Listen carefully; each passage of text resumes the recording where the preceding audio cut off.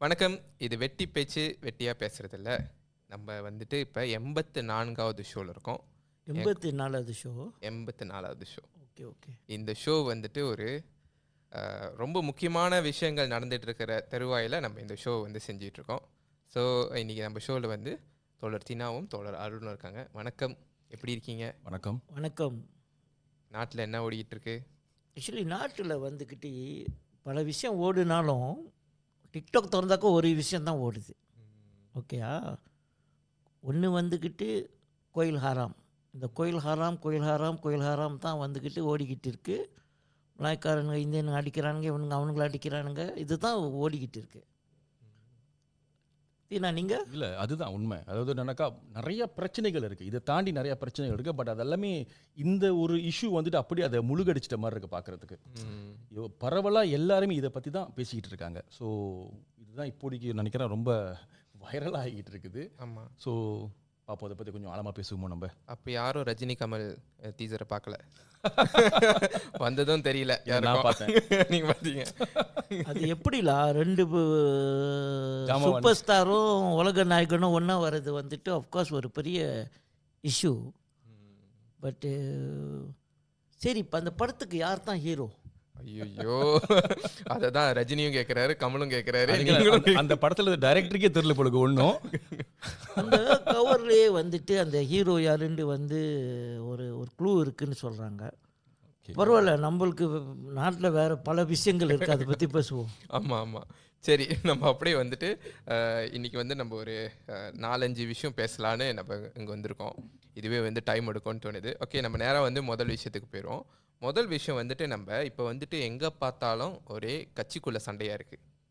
Okay, யார் வேணாலும் அடிச்சுக்கிறாங்க. பிகேஆருக்குள்ளேயும் அடிச்சுக்கிறாங்க, அங்கே வந்து பார்த்தா பரிசா நேஷனலுக்குள்ளேயும் பிரச்சனை ஓடுது, பெரிகாத்தா நேஷனலுக்குள்ளேயும் பிரச்சனை ஓடுது, பிர்சத்துக்குள்ளேயும் பிரச்சனை ஓடுது. ஸோ இதை வந்து எப்படி தான் பார்க்குறது? யார் என்ன கடைசியாக இது வந்து தேர்தலில் வந்து யார் எந்த பக்கம் நிற்பா அப்படின்றதும் வந்து ஒரு மாதிரி சுவாரஸ்யமாகவே இருக்குது. ஆக்சுவலி பொது தேர்தல் வந்து வரப்போகுது. அடுத்த வருஷம் பொது தேர்தல். இப்போ தான் வந்து அன்வர் ஆட்சிக்கு வந்த மாதிரி இருக்குது. பட் இது வந்து ஒரு 3 வருஷம் ஆக போகுது, இன்னும் 2 வருஷம். ஸோ இந்த இந்த இந்த வருஷத்தில் மலாக்காவில் தேர்தல் ஓடணும். ஓகே, அண்டு அடுத்த வருஷத்தில் வந்து ஜொஹோரில் வந்து மாநில தேர்தல் ஓடணும். நாம் என்ன கேள்விப்பட்டோம்னாக்க இந்த 2 தேர்தலுக்கு அப்போனாக்க அந்த தேர்தல் பொது தேர்தல் வர்றதுக்கு அந்த மோதல் வந்துட்டு அதிகமாகும். எதிர்கட்சி வந்துக்கிட்டு இவங்களை கவுக்கணுன்னு இருக்கிறாங்க, அவங்க வந்துட்டு எதிர்கட்சியை கவுக்கணுன்னு இருக்கிறாங்க. ஸோ இதனால தான் நம்ம பார்க்குறோம் இது ஒரு ரொம்ப ஒரு ஃபனியான ஒரு சூழ்நிலை. ஏன்னாக்க 2 இடத்துலையும் பிரச்சனை ஓடிக்கிட்டு இருக்குது. இங்கே வந்து ரஃபிசி அன்வார் கூட பெரிய பிரச்சனை ஓடிக்கிட்டு ஒரு 10 எம்பிஸை வச்சுக்கிட்டு அன்வாரை தாக்கிக்கிட்டே இருக்கிறாரு, அது ஒன்று ஓடிட்டு இருக்கு. அந்த சைடில் வந்து பர்சத்து வந்து பர்சத்துவாகவே இல்லை, உடஞ்சிருச்சு, 2 உடஞ்சிருச்சு. ஸோ இதனால் வந்துட்டு ஒரு பெரிய 2 பக்கமும் பிரச்சனைகள், பயங்கரமான பிரச்சனைகள். பிரிக்கத்தன் இப்போ தான் வந்துக்கிட்டு முய்தீன் யாசின் மாற்றி டாக்டர் சேம் வந்து இப்போ தான் ஆக்கியிருக்காங்க. புது தலைவர் பிரிக்கத்தன் நேஷனல் ஆக்கிருக்காங்க. ஆப்போசிஷன் லீடர் இது வைக்கும். ஸோ நான் நினைக்கிறேன் இது வந்து தேர்தல் கிட்ட வர்றதுனால உள்ள ஒரு சூழ்நிலை நினைக்கிறேன். சொல்கிற நீங்கள் எப்படி பார்க்க இருக்கலாம். பிகாஸ் அது இப்போ அருள் சொன்ன மாதிரி தான் எல்லா கட்சியிலையும் இப்போ வந்து பிரச்சனை ஆரம்பிச்சிருச்சு. லைக் பர்சத்து நம்ம எடுத்துக்கிட்டா வச்சுக்கோங்க, நம்ம அதில் ஒரு 2 உடையில் நினைக்கிறேன் 3-4 உடஞ்சிக்கிட்டு இருக்குன்னு நினைக்கிறேன். பார்க்க அப்படி தான் இருக்குது பார்க்குறதுக்கு. பிகாஸ் இண்டிவிஜுவல்லாம் சில பேர்லாம் அதை வெளியாகி நிறையா அவங்க சொந்த கட்சியை அவங்க வந்து ரொம்ப தாக்குற மாதிரி இருக்குது பார்க்குறதுக்குலாம். எனக்கு தெரியல மக்கள் இது எப்படி அதை பார்க்குறாங்கன்னு தெரியல. பட் ஆனால் இப்போ இருக்கிற சூழ்நிலையில் இப்போ எலெக்ஷன் கிட்ட வர டைமில் நிறைய விஷயங்கள் நடந்துக்கிட்டு இருக்கு. மேபி இது வந்துட்டு ஒரு டெக்னிக்கலாகவும் இருக்கலாம் பார்க்குறதுக்கு, லைக் ஈர்ப்பு எடுக்கிறதுக்கலாம், பிகாஸ் ஒரு விஷயம் ஒரு கான்ஃப்ளிக்ட் நடந்தால் ஆளுங்க அதிகமாக பார்ப்பாங்க, அதுக்கப்புறம் சுபகமாக நடக்கிற மாதிரி ஒரு சூழ்நிலை கொண்டு வருவாங்கன்னு நினைக்கிறேன். But don't know. பட் எல்லா இதுலேயும் அப்படி தான் இருக்குது பார்க்குறதுக்கு. லைக் இப்போ நம்ம பிஹெச் எடுத்தாலும் அதுதான், ரஃபிசி வெளியாகிட்டார். ஸோ ரஃபிசி வெளியாகின கையோடு இப்போ அவர் வந்து என்ன பண்ணுறாரு, அட்டாக் பண்ணிக்கிட்டு இருக்காரு. பட் என் கேள்வி என்னன்னாக்கா உள்ளுக்கு இருக்கிறப்ப எதுவும் செய்யலை, வெளியாகணுன்னே அதிகமாக அட்டாக் பண்ணுறாரு. ஸோ எப்படி இருக்குன்னா பார்க்குறதுக்கு பதவி அதுக்காக எல்லாம் அடிச்சுக்கிற மாதிரி தான் இருக்க தவிர மக்களோட நலனை வந்து கருதி அதுக்காக சண்டை கொடுக்குற ஒரு தன்மை இங்கே எந்த ஒரு லீடருக்கும் இல்லாத மாதிரி இருக்க பார்க்கறதுக்கு. எல்லாம் பொசிஷனுக்காக தான் சண்டை கொடுத்துக்கிட்டு இருக்கிறாங்க. ஸோ இதுதான் ஏன் பார்வைக்கு. ஆமாம் அதுதான். பட் இருந்தாலையும் இன்னும் மக்கள் நலனுக்காக ஏதாச்சும் இருக்கணும்ல. இப்போ அரசியல் தலைவர்கள் மாறினாலையும் நம்ம இளைஞர் காந்திபன் நம்ம காந்திபன் இப்போ இந்த வரப்போகிற தேர்தலில் உங்கள் கண்ணோட்டத்தில் என்ன நடக்க போகுது? ஐயோ, நம்ம எம்ஜிஆர் ஒன்றும் ஆட்சியில் இருப்பாரா, இல்லாட்டி மாற்றம் நடக்குமா? தெரியல. நான் நினைக்கிறேன் எனக்கு என்னமோ இப்படியே வந்து உடஞ்சி ஆப்போசிஷன்லாம் சின்ன சின்ன குரூப் ஆகிட்டாங்கன்னா தென் எம்ஜிஆர் மறுபடியும் வரதுக்கு சான்ஸ் இருக்குது. ஓகே.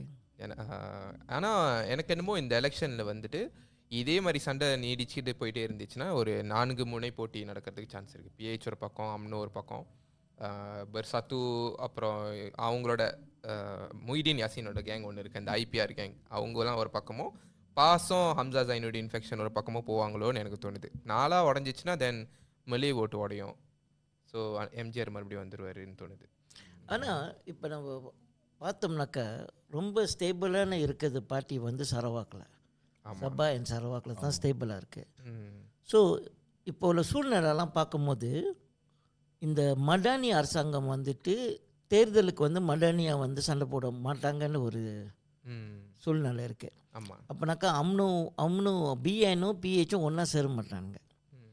ஸோ அதனால் வந்துக்கிட்டு இப்போயே நம்மளுக்கு தெரியுது டிஏபி வந்து 6 மாதம் என்னத்துக்கு கொடுக்குறானுங்க. ஏன்னா 6 மாதத்தில் வந்து அவங்களுக்கு, ஏன்னா அம்னோ என்ன சொல்கிறானுங்க, அம்னோ சொல்கிறானுங்க தேர்தல் வைக்கம் தான் அன்வாருக்கு சப்போர்ட் பண்ணுவோம். ஆமாம் ஆமாம் ஓகேயா. எம்ஐசி எம்சி என்ன சொல்கிறானுங்க,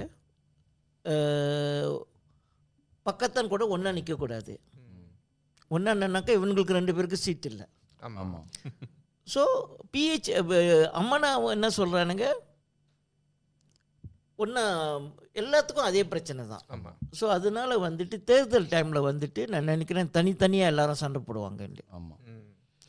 இப்போ நம்ம கேள்வி என்னன்னா, பிஎஸ்எம் 3வது அணி கட்சிகள் என்ன செய்ய போகுது? ஒன்று கூடணும். அது ரொம்ப இம்பார்ட்டன்ட். யார் பார்த்துக்கிட்டு இருக்கீங்க? ஒன்று கூடணும், 3வது அணி கிரியேட் பண்ணணும். இவனுங்க பணக்காரனுங்களும் இந்த இனம் மதம் சேர்ந்து அரசியல் பண்ணுறவனுங்களுமே வந்து மறுபடியும் ஆட்சிக்கு வரணுமா, இல்லை 3வது அணியாக நம்ம வந்து ஆக்டிவிஸ்ட், மக்கள் பற்றி பேசுகிறவங்க, அந்த மாதிரி ஆளுங்களை வந்து நம்ம டூன் பார்லிமெண்ட்டுக்கு அனுப்ப போகிறோமான்னு ஒரு கேள்வி. ஆனால் சம்டைமில் இந்த இந்தியர்கள் மத்தியில் வந்து ஒரு ஒரு ஒரு வியூ ஒரு கருத்து இருக்குது. இந்தியர்கள் எல்லாமே ஒன்று சேர்ந்தோம்னாக்க நம்ம வந்து இந்தியர்கள் ஜெயிக்கிறதுக்கு கூட வாய்ப்பு இருக்குண்டு. இது வந்துட்டு கேட்கறதுக்கு ரொம்ப நல்லா இருக்குது. ஆனால் சாத்தியமாகுமா? ஓகே. ஏன்னா இந்தியன் ஓட்ஸ் எத்தனை %? இந்தியன் எல்லாருமே தமிழா ஹிந்துவா அதில் ஒரு குரூப் இருக்குது. அப்புறம் எல்லாருமே வந்துக்கிட்டு எதிர்கட்சிக்கு ஓட் பண்ணுவாங்களா, இந்த கட்சிக்கு ஓட் பண்ணுவாங்களா இருக்குது. தனித்தனி கட்சிகள் இருக்குது. எம்ஐசியோட சப்போர்ட்டர்ஸ் இருக்கிறாங்க, உரிமையோட சப்போர்ட்டர்ஸ் இருக்கிறாங்க, பிரிக்கத்தான் எம்ஐபிபியோட சப்போர்ட்டர்ஸ் இருக்கிறாங்க, இப்படி இருக்குது. ஆமாம். ஸோ எந்த சூழ்நிலைனாலும் இந்த 7% வச்சுக்கிட்டு சில இடத்துல கொஞ்சம் கூட மெஜாரிட்டி இருந்தாக்க நான் நினைக்கிறேன் ஆக கூட ஒரு 15% இருப்பாங்க சில இடத்துல நினைக்கிறேன். இருக்காங்க. புந்தோங் சில இடத்துல இருக்கிறாங்க. பட் அங்கே கூட ஸோ இந்த கருத்து வந்துட்டு இந்தியர்கள்லாம் ஒன்றா சேர்ந்தாக்க ஒரு சக்தியாக உருவாக்க முடியுமா தேர்தலுக்கு? ஏன்னா இதுதான் எல்லா இந்தியன் பொலிட்டிஷியனோட கருத்தும் அதுதான். அது ஆக்சுவலி உண்மையா? அது எனக்கு என்னமோ அது ரொம்ப ஒரு ஷார்ட்கட், என்ன பேசுறதுன்னு தெரியாமல் ஜஸ்ட்டு சும்மா வாய்க்கு வந்தபடி அடிச்சு விடுறது, அந்த மாதிரி தான் எனக்கு தோணுது. ஏன்னா இப்போ மலாய்க்கார அரசியல்வாதிலாம் பார்த்தீங்கன்னா அவங்க ஒரு பக்கம் மலாய்க்காரங்களாம் வந்து ஒன்று சேரணும் அப்படி இப்படின்னு சொல்லிட்டு இருக்காங்க. ஆக்சுவலி இதுதான் ரேஸ் பொலிட்டிக்ஸ்லாம். இந்தியர் ஒருத்தர் வந்தாருனாக்கா அந்த இந்திய சமுதாய பற்றியே பேசுவார். அப்போ நம்ம ஒன்றிணைஞ்சா நம்ம வந்துட்டு இன்னும் மாற்றத்தை கொண்டு வரலாம், இன்னும் ஒரு இதை செய்யலாம்னு சொல்லிட்டு அவங்க நீங்கள் சொல்கிற மாதிரி தான். அடுத்தது மலாய்க்காரர்கள் வந்தாக்கா அவங்களோட கம்யூனிட்டிக்காக அவங்க பேசிகிட்டு இருக்காங்க. பட் ஆனால் இது ரியாலிட்டியில் பார்த்தாக்கா இது சாத்தியம் இல்லை. பிகாஸ் சொல்கிற மாதிரி தான் சில தொகுதியிலாம் 2% 3% தான் இருக்கிறாங்க. ஸோ அப்படி இருக்கிறப்ப எந்த மாற்றத்தை அவங்க கொண்டு வர முடியும் அந்த இடத்துல வந்துட்டு? இப்போ நான் காஜாங்கில் போன வாட்டி தோத்துதுன்னு ரொம்ப இந்தியர்கள் என்னை பார்க்கும் போதெல்லாம் சரியான வருத்தம். இல்லையா நம்ம ஆளுங்க மட்டும் எல்லாம் உங்களுக்கு போட்டிருந்தா நீங்கள் ஜெயிச்சிருப்பீங்க. அது வந்து உண்மையாகவே இல்லை. ஏன்னாக்கா அப்போ அதே தானே மலாய்க்காரன்னு சொல்லுவாங்க. மலாய்க்காரனுங்கள்லாம் மலாய்க்காரன் கேண்டிடேட்டை ஓட் போடுங்க, சீனன்னாக்கா மேபி சீனன்கள் இல்லாட்டி நான் மெல்லி கேண்டிடேட்டை போடுங்க. இதுதான் அரசியல். இந்த அரசியல் பிரச்சாரத்தில் வந்துட்டு ஜெயிக்க முடியாது. ஓகே, ஆனால் கூட பேர் வந்துக்கிட்டு இப்போ வந்துட்டு மொத தோழர் அந்த அந்த அந்த கேள்வி வந்துச்சு, அந்த கோயில் ஹிந்து இந்த கேள்வி வரும்போதுக்கிட்டு நம்ம கட்சியில் உள்ள மலாய்க்காரங்க, பிஎஸ்எம் கட்சியில் உள்ள மலாய்க்காரங்க வந்துக்கிட்டு அந்த மாதிரியே யோசிக்கிறதில்லை. சரியா? ஆமாம். ஸோ எல்லோரும் நினைக்கிறாங்க மலாய்க்காரனுங்கன்னா அம்னு உள்ள மலாய்க்காரனுங்கன்ட்டு. இப்போ பிஎஸ்எம்மோட மலாய்க்காரனுங்க ப்ரோக்ரெசிவான உள்ள மலாய்க்காரனுங்க வந்து அப்படி யோசிக்கலையே. அப்போ இந்தியர்கள் ஓட் பண்ணோம்னாக்க ப்ரோக்ரெசிவான உள்ளவங்க, சிந்தனை தெளிவான சிந்தனை உள்ளவங்களுக்கு தானே ஓட் பண்ணணும். ஆமாம், உண்மைதான். ஆக்சுவலி வந்துட்டு நிறையா மலாய்க்காரவங்க இருக்காங்க. இந்த கொஞ்சம் லிபரலான க்ரௌடு, அப்புறம் ப்ரோக்ரெசிவாக யோசிக்கிற க்ரௌடு நம்ம பார்ட்டிலையும் இருக்காங்க. இந்த மாதிரி நம்ம என்ஜிஓ, நம்ம கூட இணைந்து வேலை செய்கிற என்ஜிஓக்கள்லையும் நிறைய பேர் இருக்காங்க. ஆக்சுவலி நம்ம இந்த மாதிரி வந்து ரேஷியல் லைன்லாம் எடுக்காமல். ஆமாம். ஆனால் அவங்கள யாரும் வந்து ஹைலைட்க்கு வரதில்லை. ஏன்னா இந்த மாதிரி ரேஷியல் டென்ஷன்லாம் வரும்போது யார் வந்து ரொம்ப லவுடாக இருக்கா, இனம் பற்றி பேசுகிறோம், புஜ்வாங், கவோம், அகாமா, அவங்க தான் வந்து என்றைக்குமே முன்னிறுத்தப்படுறாங்க. இந்த மாதிரி ப்ரோக்ரெசிவாக பேசுகிறவங்க வந்து யாரும் ஹைலைட் வரது இல்லை. அது வந்துட்டு கதிபன் லைக் இது ஒரு ஷார்ட்கட்லாம். ஸோ அது நான் பல முறை பார்த்துட்டு, அது என்னக்கா ஒரு திடீர்னு ஒரு நாளில் ஒரு தலைவர் ஆகணும்னா வெரி சிம்பிள். என்னன்னாக்கா ஒரு ரேஷியல் இஷ்யூ அதை ஹைலைட் பண்ணாங்கனாக்கா அவங்க தலைவர் ஆயிடுறாங்க. அதுவும் அந்த சமுதாயத்தில் அவங்க அது ரொம்ப சீக்கிரமாக சுலபமாகிடுறாங்க. அதனால தான் பார்த்தீங்கன்னாக்கா ஒவ்வொரு நைட்டில் நிறைய பேர், ஸோ இப்போ சொன்ன மாதிரி தான் இப்போ கோயில் இஷ்யூலையும் பார்த்தீங்கன்னா திடீர்னு நிறைய பேர் புதுசாக வந்துட்டாங்க. அதுக்கு ஒரு ஜாதகோஸே ஃபார்ம் பண்ணிட்டாங்க கொடுக்க இப்போ வந்துட்டு. ஆமாம், இன்னும் ரைட். ஸோ தட்ஸ் ஈஸியஸ்ட் வேலாம். அது என்னன்னாக்கா அதுதான், அது புகுத்திட்டாங்க ஆரம்ப கட்டத்துலேருந்து. இது அப்படியே புகுத்திட்டாங்க அந்த சிஸ்டம்லாம். இப்போ நம்ம வந்துட்டு இண்டிவிஜுவலுக்கு சொல்கிறதோடையே அந்த ஹோல் சிஸ்டமே வந்து சரியாக இல்லை பார்க்குறதுக்கு. ஆமாம். ஸோ நம்ம அப்படியே வந்துட்டு இந்த கோயில் பற்றி பேசுறதுனால நான் நினைக்கிறேன் நம்ம அப்படியே கோயில் விஷயத்துக்கு வந்தாலாம் நினைக்கிறேன். ஆமாம். ஸோ அருள், மேபி நீங்கள் ஸ்டார்ட் பண்ணலான்னு நினைக்கிறேன். ஏன்னா உங்கள் ரைட்டிங் வந்துட்டு கோயில் பற்றி நிறைய பேர் வந்து கோட் பண்ணாங்க. ஸோ நீங்களும் நம்மளும் வந்துட்டு பிஎஸ்எம்மில் வந்து நிறையா லேண்ட் இஷ்யூஸ்லாம் நம்ம வந்து ஃபைட் பண்ணியிருக்கோம். உங்களுடைய பெர்ஸ்பெக்டிவில் என்ன தான் நடக்குது? ஆக்சுவலி இப்போ இடையில வந்துட்டு சொன்னாங்க 2% தான் வந்துட்டு கோயில் இந்த என்ன ஹாராமாக இருக்கோண்டு. அப்போனா வந்துக்கிட்டு அனுமதி இல்லாமல் இருக்கிறது வந்துக்கிட்டு நாட்டில் பார்க்கத்தோம்னா தும்பாடி இபாடட் வந்து 2% தான். அந்த 2% கூட எல்லாமே ஹிந்துவோட கோயில்னு சொல்ல முடியாது. ஆமாம். ஓகே, ஏன்னா மூளைக்கு மூளை ஒரு சின்ன ஒரு டெத்தை வச்சுருப்பாங்க, அதுவும் கேரா ஹாரம் தான் அப்படின்னு பார்த்தோம்னாக்க 2%. இப்போ இந்த இடையில இந்த தம்பரின் யார் அந்த இதை உடைக்க வந்தது? ஆமாம், தமின் அவர் பாருங்க. அப்போனா அவர் 2%ஓட தலைவர். ஆனால் அவர் 2%க்கு தான் அவர் சண்டை. அவர் வந்துட்டு 2% இஷ்யூவை வச்சுட்டு அவர் ஒரு ஹீரோ ஆகுறாரு ஒரு நாட்டுக்கு. அந்த 2% சண்டை போடுறதுக்கு ஒன்று கூட்டம் இருக்குது. ஸோ என்னை கேட்டோம்னாக்க நான் வந்துட்டு நான் வந்து ஒரு ஒரு சம்பவம் சொல்கிறேன்னு. முந்தி வந்துக்கிட்டு ரிம்பா ஜெயான்னு ஒரு இடம் வந்துச்சு. அங்கே வந்துக்கிட்டு ஒரு 1200 பேர் இருக்கிறாங்க. அதில் 300 பேர் வந்து இந்தியர்கள், மிச்சவங்கெல்லாம் மலாய்க்காரங்க. அங்கே வந்து ஒரு சூறாவு இருக்குது, ஒரு கோயில் இருக்குது. இந்த கோயிலுக்கு தான் வந்துட்டு லேட்டாக வந்துக்கிட்டு அது ஹிண்ட் ஆஃப் இஷ்யூ பெருசாக வந்துச்சு. ஸோ அப்போ வந்துக்கிட்டு எல்லாத்துக்கும் நோட்டீஸ் கொடுத்துட்டானுங்க. எல்லாத்துக்கும் அந்த ஹோல் ஏரியாவுக்கு நோட்டீஸ் கொடுத்துட்டாங்க. நேராக புல்டோசர் வருது, போலீஸ் புல்டோசர்லாம் வந்துட்டு எங்கே வருதுன்னா சூறாவை உடைக்க வருது. சூறாவாக்கள்லாம் என்ன சொல்கிறானுங்கனாக்க போய் கோயிலை போய் உடையாண்டு. அப்புறம் இந்த குரூப்பு போயிட்டு கோயிலுக்கு போகிறாங்க உடைக்கிறதுக்கு. கோயில்காரனுங்க என்ன சொல்கிறானுங்கனாக்க நீ சூறாவை உடைச்சிட்டு வாண்டு. அங்கே வந்து பிஎஸ்எம் உள்ளவங்க என்ன சொன்னாங்கனாக்க 2 இடத்தையுமே நீங்கள் காப்பாற்றுங்கண்டு. நம்ம மக்கள் தான் பிரிஞ்சு இருக்காங்கண்ணே. 2 இடத்தையும் உடைச்சிட்டானுங்க. சூறாவை 2 மாடி சூறாவை உடைச்சிட்டானுங்க, கோயிலை உடைச்சிட்டாங்க. ஆனால் நம்மளுக்கு நியூஸ் என்ன வருதுன்னா கோயிலை இடிச்சிட்டானுங்க. தமிழ் பேப்பரில் கோயில் மட்டும்தான் பேசுகிறாங்க, சூறாவை பற்றி பேசலை. ஸோ இது தான் வந்து அரசியல் இது. ஸோ இப்போ நம்மளோட கண்ணோட்டத்தில் வந்து சூறாவும் உடைக்கிறாங்க. கம்போங் அம்மான் பிரேம்பாங் சுப்படாவில் வந்து சூறாவை உடைக்கிறானுங்க. கம்போங் பிரேம்பாங் சூறாவை உடைக்கும் போது அங்கே ஒரு மலாய்க்கார் இது என்கிட்ட சொன்னார், Encik Arul, koil-koil, kalau koil mesti mereka takkan roboh. Orang Melayu punya kalau mesti dia roboh dia. So அவங்களோட சிந்தனை என்னென்னா இந்த நாடு வந்துட்டு கோயிலெல்லாம் பாதுகாப்பு இருக்குது, ஏன்னா அவங்க அந்த கண்ணோட்டத்தை பார்க்குறாங்க. ஸோ இதே நேரத்தில் வந்து நம்ம ஆளுங்க என்ன சொல்கிறாங்க, ஒரு மலாய்க்காரன் சூறா வந்தால் உடைப்பானா, தைரியமாக இருக்குமா அப்படின்னு இவனுங்க சொல்லுவானுங்க. ஸோ ரெண்டு பேருமே அதே ஸ்கிரிப்டு, ஆனால் வேறு வேறு ஆளுங்கள்ட்ட பேசுறதுனால அங்கங்கே பொங்கி மக்கள் கடுப்பாக இருக்கிறாங்க. இப்போ நம்ம கண்ணோட்டத்தில் பார்த்தோம்னாக்க கோயிலுங்க வந்து என்னோடய ஆர்டிக்கலில் வந்து கோயில்களை வந்து 3 விதமாக பிரிச்சிருக்கேன். ஒன்று வந்துட்டு லீகலான கோயில், ரெஜிஸ்ட்ரேஷன் இருக்குது, அது வந்து பிரச்சனை இல்லை. ரெண்டாவது கோயில் வந்துட்டு ரொம்ப வருஷமாக இருக்குது கோயில். எஸ்டேட் முதலாளிங்க ஏன் வந்து கோயில் கட்டுறாங்க? ஓகே, தொழிலாளிக்கு வந்து அவ்வளோ பிரச்சனை. அவனுக்கு வந்துட்டு அந்த காலத்தில் ஏன் சர்ச்சு 7 நல்லா புழிஞ்சிட்டேனே ஞாயிற்றுக்கிழமை சர்ச்சுக்கு போகிறதுக்கு, கோயில் அதே சீக்வன்ஸ் தான். புழிஞ்சிட்டேனே அவங்களுக்கு வந்து அவங்க பிரச்சனை சொல்கிறதுக்கு ஒரு இடம் கோயில். அதனாலனா தோட்டத்தில் வந்துக்கிட்டு திருவிழா நடத்துனாக்கா அந்த சாமி தூக்கிட்டு போவாங்களே, அது வந்து முதலாளியை பார்த்துட்டு தான் ஆளுங்க தொழிலாளிங்களை போய் பார்ப்பாங்க. ஸோ இது என்ன சொல்ல வரேன்னாக்கா, எஸ்டேட் கோயிலுங்க வந்து முதலாளிங்க கட்டுனது. ஓகே, முதலாளிங்க கட்டுனது. அப்புறம் வந்துக்கிட்டு நிறைய கோயிலுங்க வந்து ஜேகேஆர் நிலத்தில் இருக்குது. ரோடு கட்டும் போது என்ன நடக்குது, அவங்களாம் வந்து எங்கேயோ ஒரு காட்டில் ரோடு கட்டியிருப்பாங்க அந்த காலத்தில். அப்போ அவங்களுக்கு ஒரு பயம்.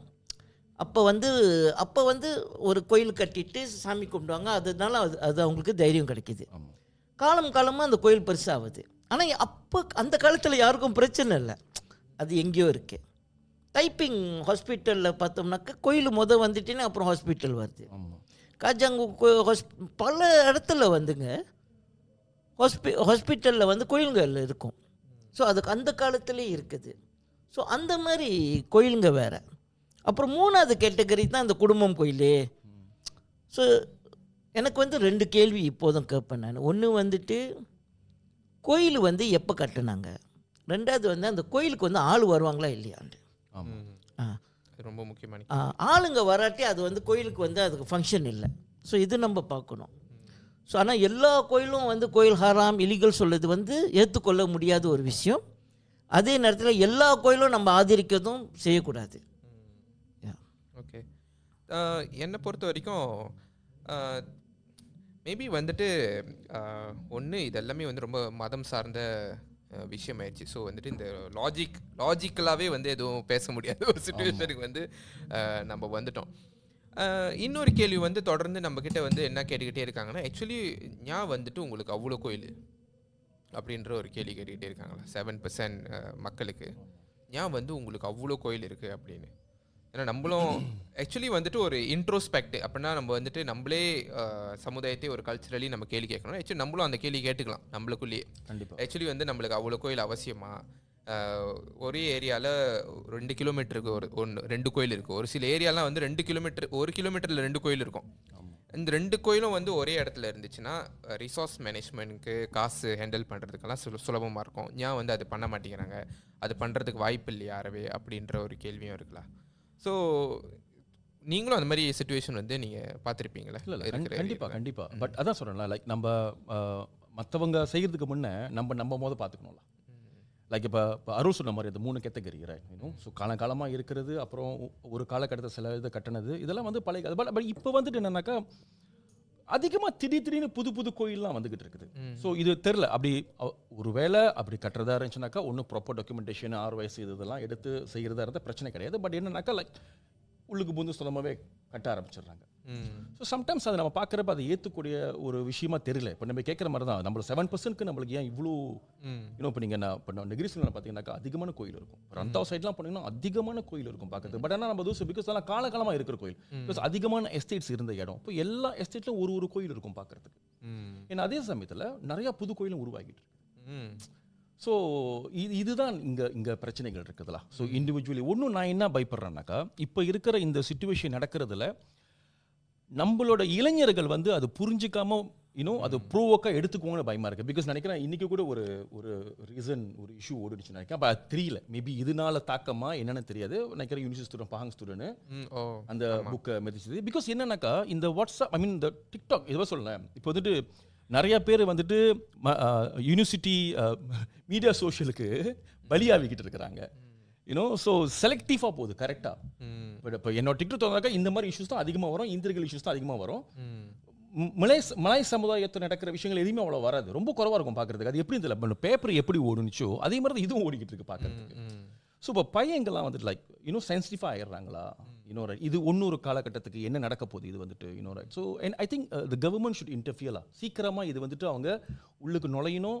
இல்லைனாக்கா நினைக்கிறேன் இருக்கிறதுக்கு ஒன்று வேர்ஸ்ட்டாக தான் போய்கிட்டு இருக்கு. ஏன்னா அதை சொன்ன மாதிரி இப்போ 2% ஒரு ஆள் 2 ஆள் வந்துட்டு ரொம்ப டேரிங்காக செய்கிறத சப்போர்ட் பண்ணிக்கிட்டு போயிட்டு இருந்தாக்கா அடுத்த இந்த பக்கட்டும் அதை இடையில வந்துட்டு ஒரு மிகப்பெரிய ஒரு டெமோ செய்யணும்னு இருந்தாங்க.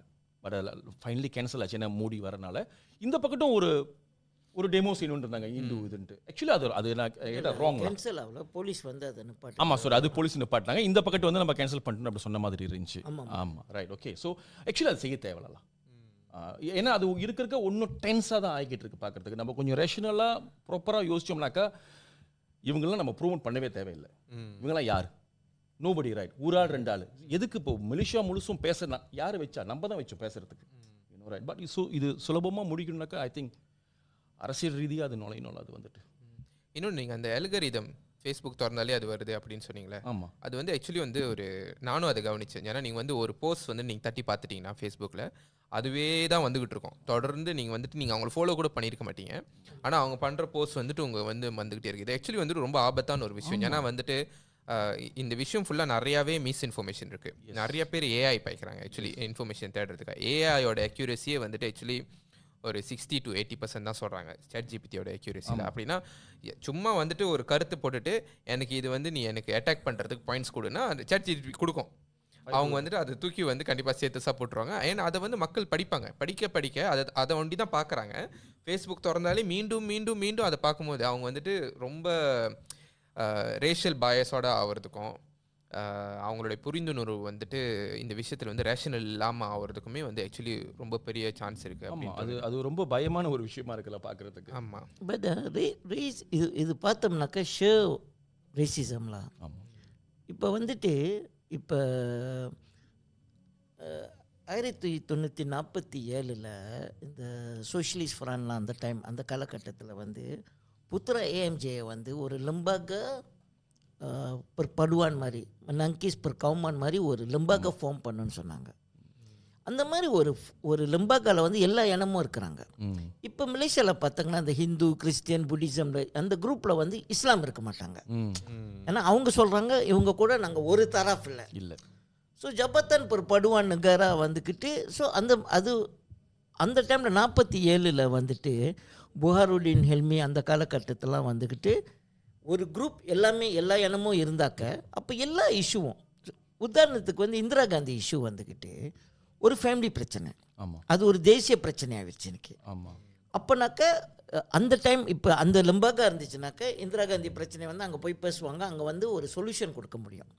ஏன்னா மலாய்க்காரங்களே இப்போ பாஸ் கூட சொல்கிறாங்களா அவங்க பிள்ளைங்க வந்து அவங்களுக்கு மதர்கிட்ட கொடுத்துடணுன்ட்டு. ஆனால் அது ஒரு நேஷ்னல் பாலிசியாக இந்த மாதிரி ஒரு பிரச்சனை ஓடிட்டு இருக்கு. நான் ஏன் சொல்கிறேன்னாக்க இப்போ நான் வந்து கஜாங்கில் கவுன்சிலராக இருக்கும் போது தம்மன் தாசி செமினிலேருந்து ஒரு சைனீஸ் காய் ஒரு சீன கோயில் நிலத்தில் கட்ட போகிறான். சரியா, அவனு ஒரு நிலம் கழிச்சிருக்கு அவனுக்கு, அதில் ஒரு சீன கோயில் கட்ட போகிறான். அங்கே உள்ள மலைக்காரனுங்களாம் ப்ரொட்டஸ்ட். ஏன் ப்ரொட்டஸ்ட்னால் இல்லை சீனனுங்க வந்துக்கிட்டு வண்டி சாப்பிடுவானுங்க, அவனுங்க வந்துக்கிட்டு இது பண்ணுவானுங்க அது பண்ணுவானுங்க அது சொல்கிறானுங்க. அவனுங்க சொல்கிறாங்க நாங்கள் ஒரு வெஜிடேரியன், நாங்கள் ஒரு புத்திஸ்ட் குரூப்புன்ட்டு. புரியுதா? ஸோ இவனுங்களுக்கு வந்துட்டு சும்மா அப்புறம் வந்துட்டு ஒரு குரூப் இருந்துச்சுன்னா இந்த மாதிரி அங்கே போயிட்டு பேசிட்டு செட்டில் பண்ணிடலாம், சுலபமான செட்டில் பண்ணிடலாம். ஸோ அதனால் இன்றைக்கி வந்துட்டு அந்த பிரச்சனை வந்து எண்ணம் அடிப்படையில் போகுது. மலாய்க்காரங்களை வந்து ரொம்ப இரேஷனலாக யோசிக்கிறாங்க, நம்ம ஆளுங்களும் சில பேர் இரேஷனலாக யோசிக்கிறாங்க. ஆரம்ப காலத்தில் நம்ம இந்தியாவில் சேர்ந்து அந்த அயோத்தியாவில் மஸ்ஜிட்டை வந்து உடைச்சது வந்து ஒரு ஹிந்து குரூப்பு, அங்கே ஹிந்து மெஜாரிட்டி. இப்போ இங்கே உள்ள இந்தியர்லாம் கேட்டோம்னா அது கரெக்டுன்னு சொல்லுவானுங்க. இந்தியாவில் நடத்துனது கரெக்டு. அப்படி அந்த பல்பீர் கோயில் எப்படி அங்கே வந்துருக்கு, அவங்க எப்படி அதுக்கு முன்னால் ராம அங்கே பிறந்தாரு எல்லாம் ஒரு கதை வச்சுருப்பாங்க. ஆனால் அதே இது மலேசியாவில் நடந்துச்சுன்னா ஏற்றுக்கொள்ள முடியாது. ஸோ இதுதான் ரேசிசமே. நீ எங்கே இருக்கிறியோ உன்னோட பொசிஷன் மாறும். நீ வந்துட்டு அது கரெக்டாக இல்லையான்னு யோசிக்கிறதில்ல. அங்கே ஒரு நியாயம், இங்கே ஒரு நியாயம். அப்புறம் பங்களாதேஷில் நடந்தால் ஏன் நம்ம பேசாமல் இருக்கிறோன்னு பிஎஸ்எம்கிட்ட கேள்வி கேட்டுக்கிட்டு இருக்கிறானுங்க. ஓகேயா? ஆமாம். அண்ட் இந்த கோயில் விஷயம் வந்துட்டு இப்போ தொடர்ந்து வந்துட்டு இப்போ நிறையா பேர் முன்னுக்கு வந்திருக்காங்க. நான் வந்து சால்வ் பண்ணுறேன். சரஸ்வதி வந்து அவங்க இன்னும் ஒரு நான் வந்துட்டு செனட்டராக இருந்தேன், எனக்கு வந்து ஒரு சில முன்னெடுப்பு நான் அப்பயே எடுத்திருந்தேன், நான் இப்போ வந்து சால்வ் பண்ண போகிறேன் அப்படின்னு சொல்லியிருந்தாங்க. அப்புறம் இன்னொரு குரூப் வந்துட்டு அவங்க டாஸ்க் ஃபோர்ஸ் நாங்கள் ஃபார்ம் பண்ணிட்டோம் அப்படின்னு சொல்லிட்டு ஒரு குரூப் வந்து வந்திருக்காங்க. இது எதுவுமே வந்துட்டு அரசாங்கத்தால் அங்கீகரிக்கப்பட்ட ஒரு என்டவுமெண்ட் போர்டு மாதிரியோ இல்லை ஒரு ஒரு ஹிந்து டெம்பிள்ஸை மேனேஜ் பண்ணுற ஒரு போர்டு மாதிரியோ எனக்கு தெரியல. இது எல்லாருமே வந்துட்டு இதான் சான்ஸ்னு ஒரு பொலிட்டிக்கல் ஸ்கோர் பண்ணுறாங்களா இல்லை என்ன? இது எப்படி தான் ஆக்சுவலி ஹேண்டில் பண்ண போகிறாங்க? எப்படி தான் ரைட்டாக ஹேண்டில் பண்ணுறது? ஆனால் ஒரு எண்ணம் உள்ளவங்க ஒன்றா உட்காந்து பேசணும்னாக்கா அது ஒன்றும் எண்ணமாக தான் வரும். சரி, அப்போ டாஸ்க் ஃபோர்ஸ், ஹிந்து டாஸ்க் ஃபோர்ஸ்னு இருக்குது. அவங்க வந்து ஹிந்து கோயிலை காப்பாற்றுவாங்க. இப்போ மலாய்க்காரங்க வந்து கோயிலை உடைக்கணும்னு சொல்கிறாங்க, ஹாராமா அவங்களோட வேலை அது தான். எந்த இயக்கம் வந்துட்டு ரெண்டு எண்ணமும் இருந்தால் தான் அந்த பிரச்சனையை தீர்க்க முடியும். அதனால் அன்றைக்கி வந்துக்கிட்டு இந்த ஒரு பேரணி அவங்க செய்கிறேன்னு சொன்னாங்களே சோகோ கிட்ட. அப்போ நான் வந்து சில மலாய்க்காரர்கள் நண்பர்கள்ட்டெல்லாம் தொடர்பு கொண்டு சொன்னேன், மலாய்க்காரர்கள் இந்த நம்மலாம் வந்துக்கிட்டு இதெல்லாம் பிடிக்காதவங்க, நம்ம ஒரு பேரணி உருவாக்கணும், ஒரு யூனிட்டி பேரணி. ஏன்னா இந்த மாதிரி ஆளுங்க ரொம்ப ரெண்டு எண்ணத்துலேயும் ரொம்ப பேர் இருக்கிறாங்க. ஸோ நம்ம செஞ்சால் தான் இவனுங்களை அடிக்க முடியும், இல்லாட்டி நம்ம இவங்கள வளர்க்குறோம். ஸோ எல்லா விஷயமும் சரி. இப்போ வந்து ஒரு டாஸ்க் ஃபோர்ஸ் ஃபார்ம் பண்ணுறாங்களே, அந்த டாஸ்க் ஃபோர்ஸ் வந்துட்டு அந்த அந்த எண்ணத்துக்கு அவங்களோட வேலை அது தான் இருக்கும்.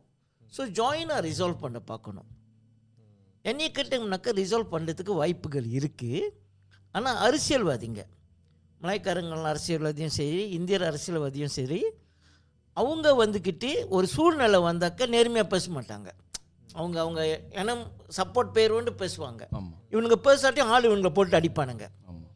இப்போ எல்லாரும் கேட்குறாங்க, அன்வார் ஏன் இப்படி பேசலை? அவர் பார்ப்பார், இல்லை எனக்கு மலாய்க்காரனுங்க சப்போர்ட் வேணும், ஓட்டு அதிகமாக இருக்குது அப்படின்ட்டு அவர் யோசிப்பார்.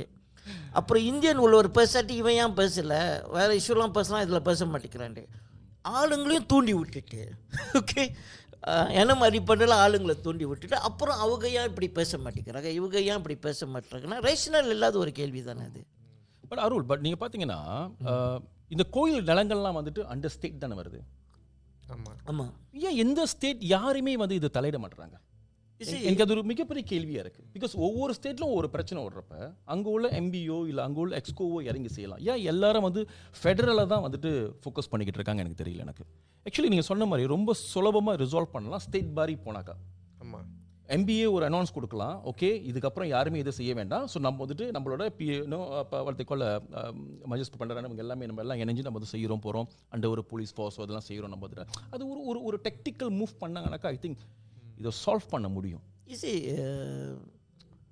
போன மேனிஃபெஸ்டோ பக்கத்தில் நடப்பான மேனிஃபெஸ்டோவில் வந்துட்டு தானா ஒர்க் ஆஃப் ஹிந்து என்டோவ்மெண்ட் போர்டு வந்துக்கிட்டு இந்த சில இடத்துலலாம் ஃபார்ம் பண்ண சொல்லியிருக்காங்க. மலேசியாவில் இப்போ பின்னாங்கில் ஒண்டி தான் ஹிந்து என்டோவ்மெண்ட் போர்டு இருக்குது.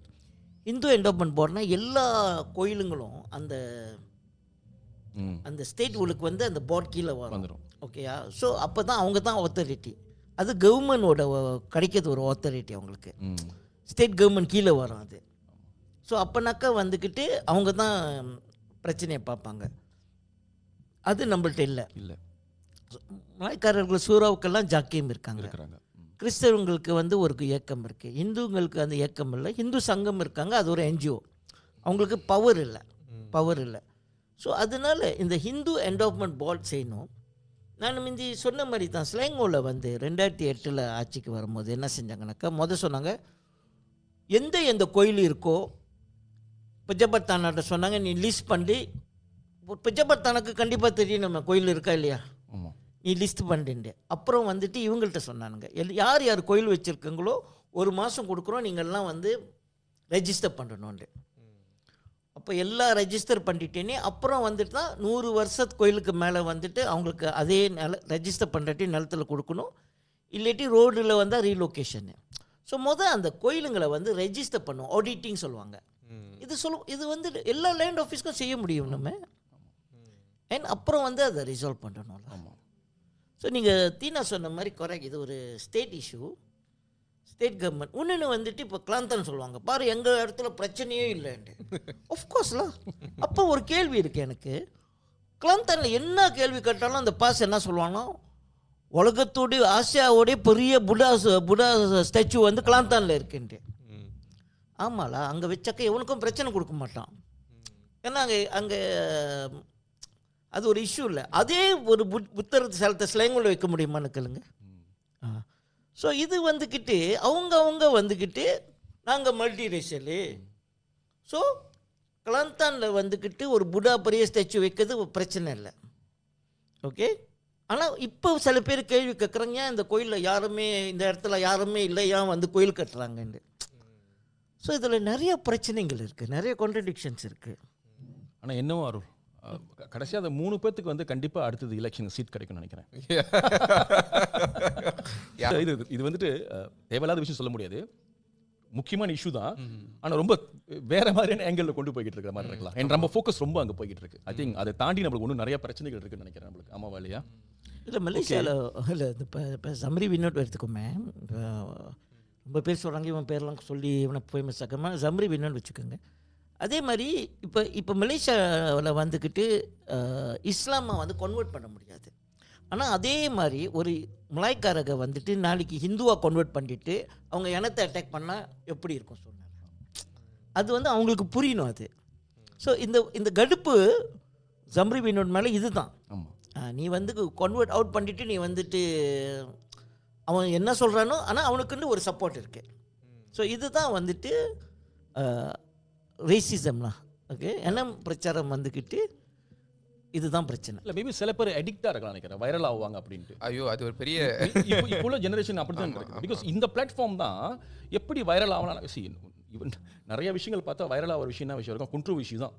நார்மல் இஷ்யூ வைரல் ஆகாது. நாளைக்கு நம்ம கட்சியை எடுத்துங்க, எவ்வளோ நல்ல மக்களுக்கு உள்ள இஷ்யூஸ் நம்ம கொண்டு போகிறப்பலாம், ஹெல்த் இஷ்யூஸ் இந்த மாதிரி கொண்டு போகிறப்பலாம் எதுவுமே வைரல் ஆகாது. ஆனால் ஒரு குன்ட்ரோவர்சி இஷ்யூனாக்கா அதனால அது அவங்களுக்கு ப்ரிஃபரபிள் நினைக்கிறேன். ஆமாம், இப்போ ஃபேஸ்புக் வந்து மனிடைசேஷன் வேறு ஆன் பண்ணிட்டாங்களாம்.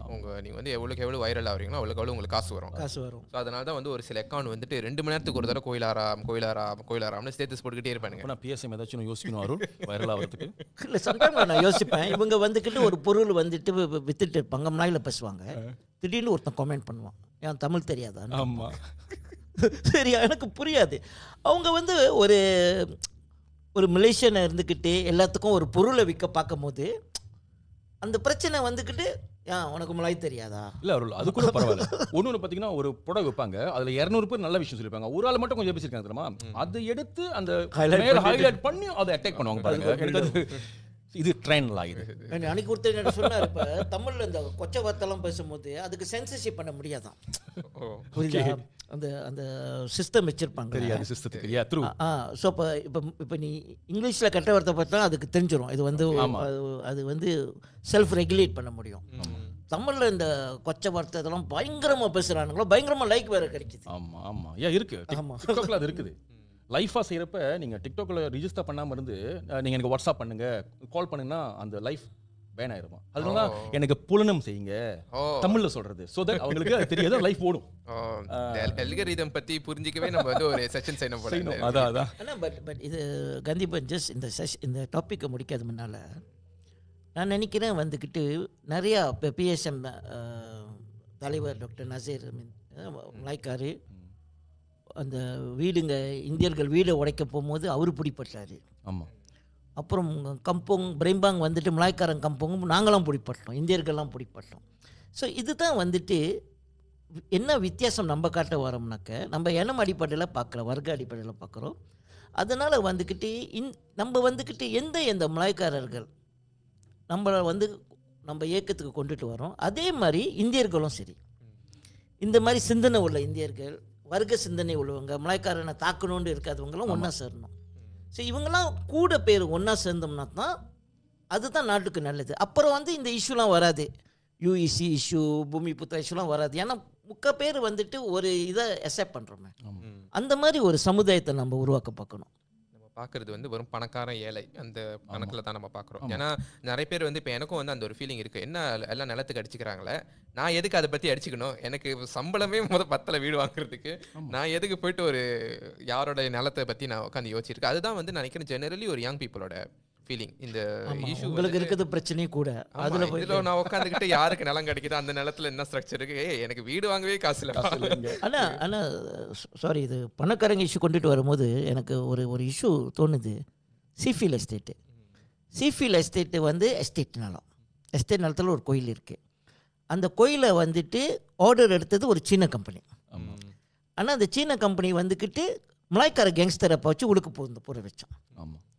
அப்புறம் பிரச்சனை வந்து இந்தியர்களுக்கும் மலாய்க்காரனுக்கும் நடக்குது, சரியா?